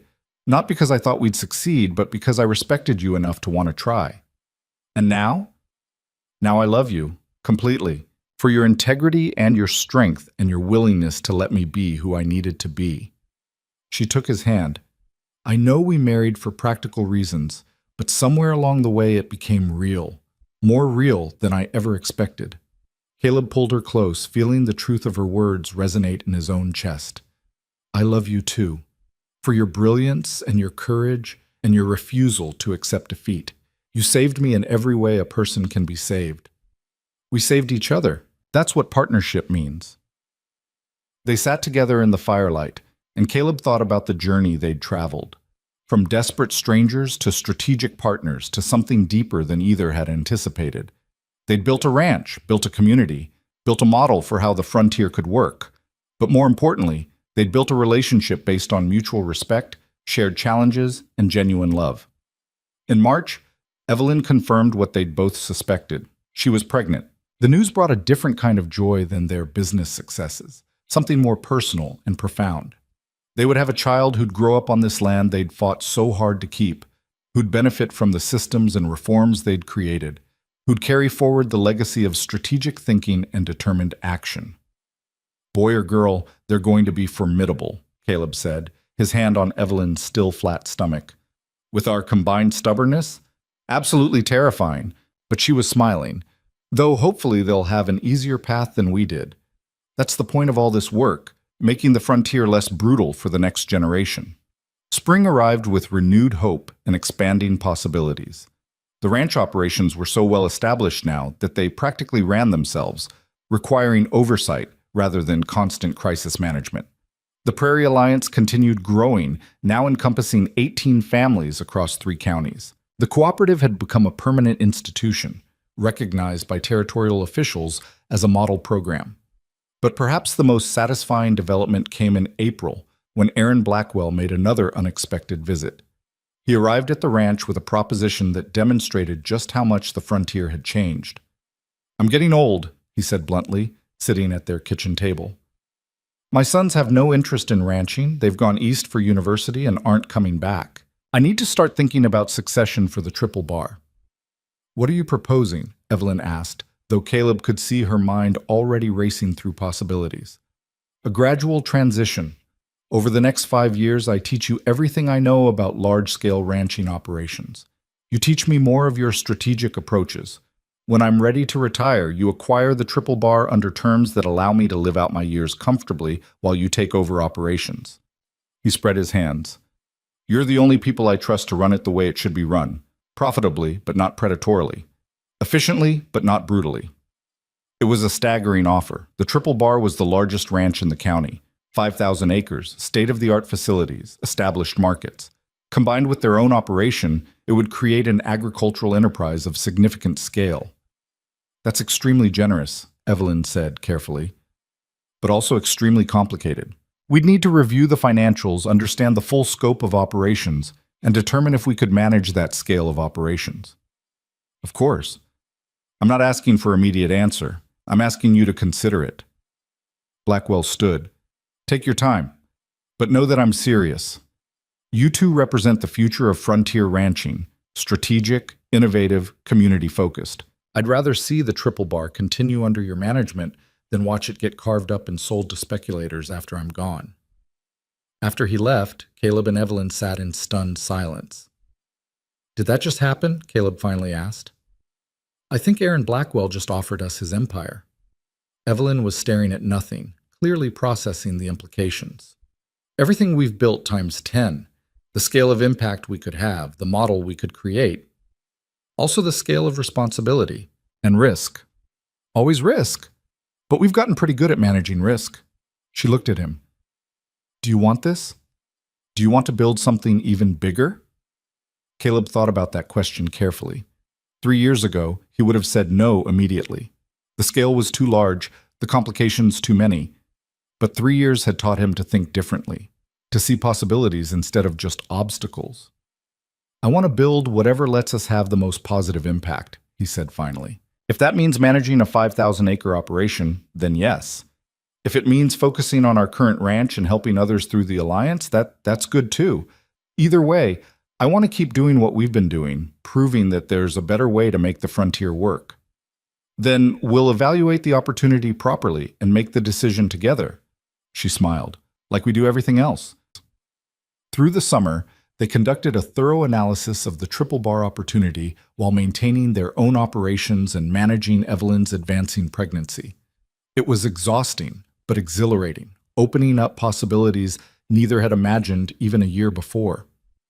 The baby arrived in September, a daughter they named Catherine after Evelyn's mother.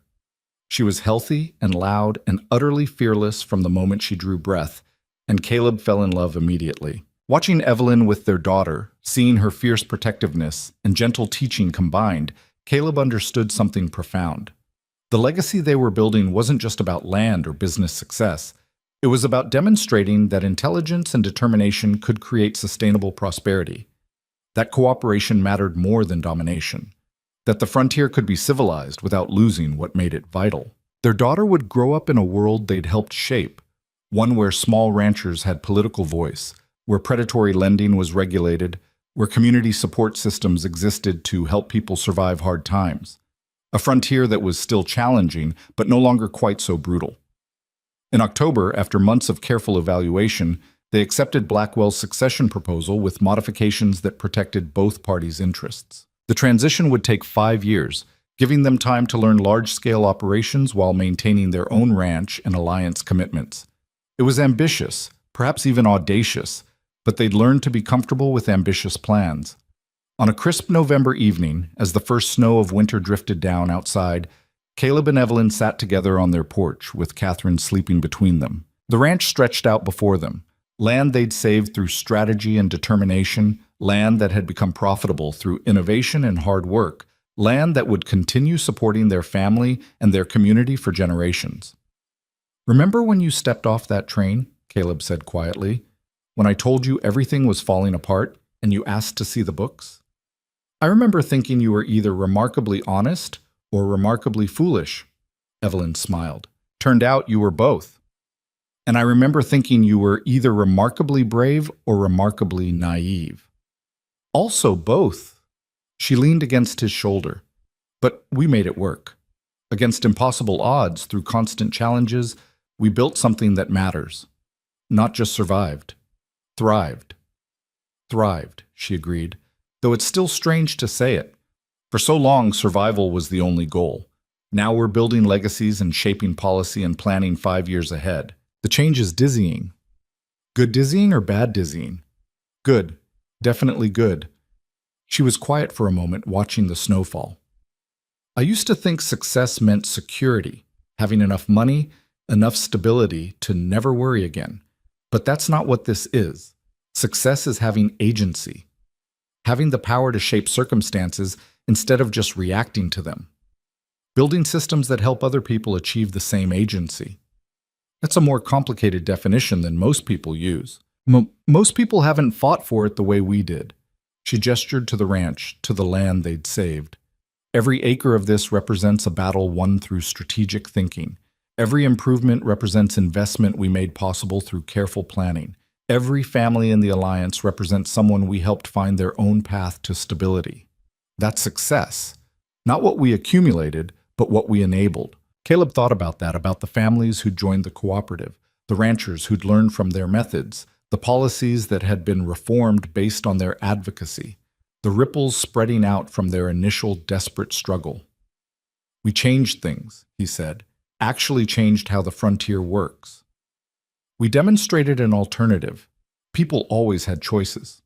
They just didn't realize it, because the brutal way was the only way they'd seen." She looked at him directly. "That's what you gave me that first day. You showed me the brutal reality, and I showed you there were other approaches. Together we proved those approaches could work. Best partnership I ever made. Only partnership that mattered." She smiled.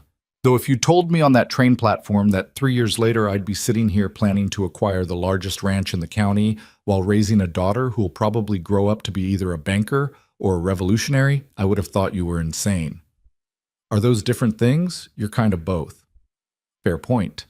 She laughed, and the sound carried warmth that had nothing to do with the fire inside. "Maybe Catherine will be both too. A revolutionary banker who reforms financial systems through strategic thinking and relentless determination." "With our genetics?" "Absolutely." Caleb looked down at their sleeping daughter. "She's going to change the world. She's going to have the opportunity to change the world, because we fought to create that opportunity." Evelyn's voice was fierce with conviction. "That's the whole point. We didn't just save a ranch. We created possibility, for ourselves, for our community, for our daughter. We proved that intelligence and determination could overcome structural disadvantages. That's a legacy worth building. They sat in comfortable silence as darkness fell, watching the snow transform their land into something beautiful and peaceful. The battles weren't over. There would always be challenges, always be people who resisted change, always be circumstances that required strategic thinking and hard work to overcome. But they'd proven they could handle those challenges. Together, they were formidable. Somewhere in the darkness, a coyote howled, and Evelyn shifted Catherine slightly, protective instinct automatic. But the baby didn't wake.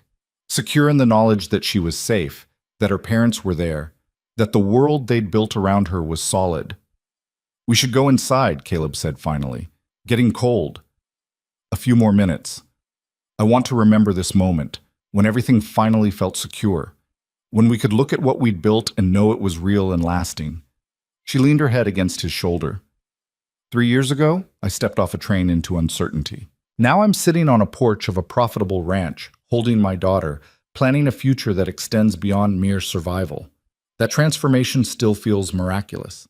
It wasn't miraculous. It was strategic thinking combined with relentless work.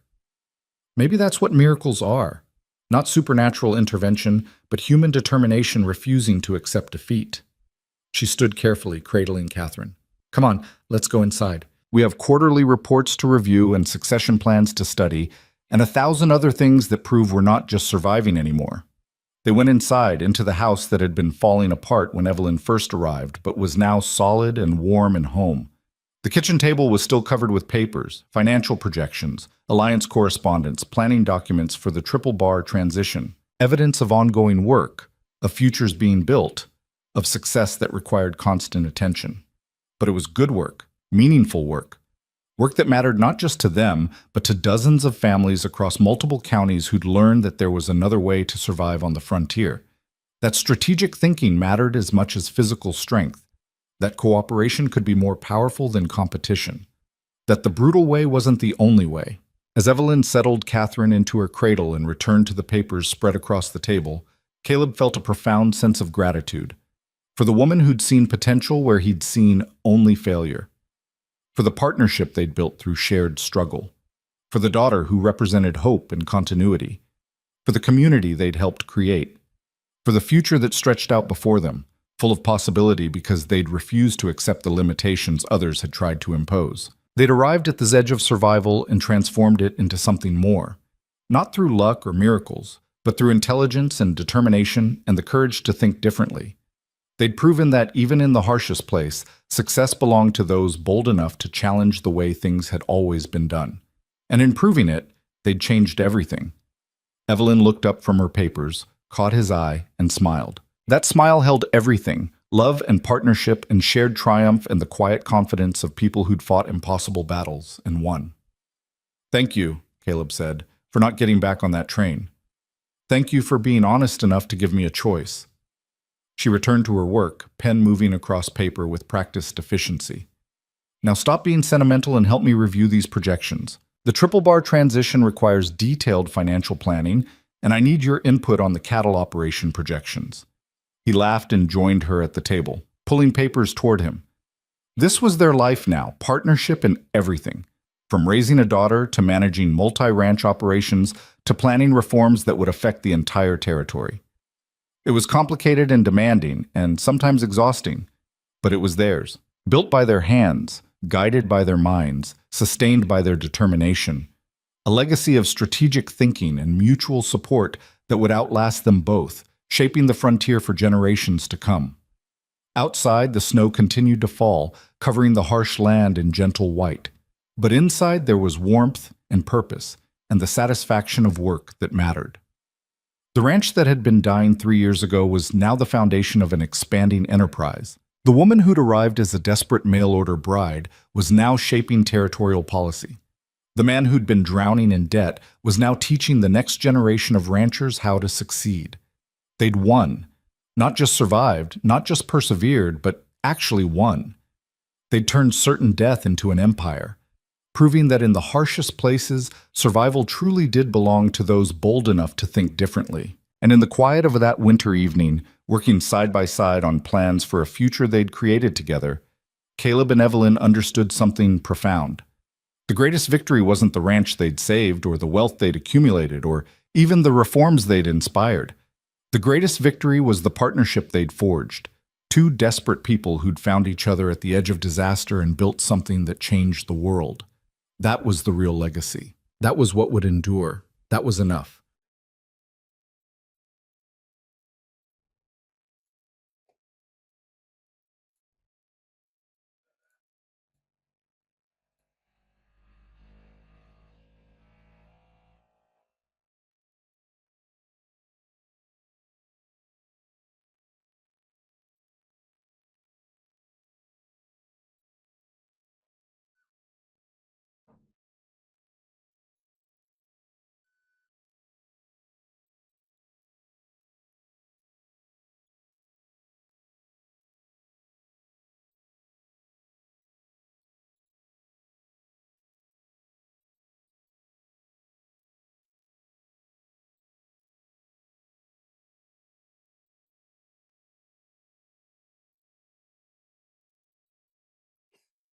This is so random. Hello, Nate. How's it going? Welcome in.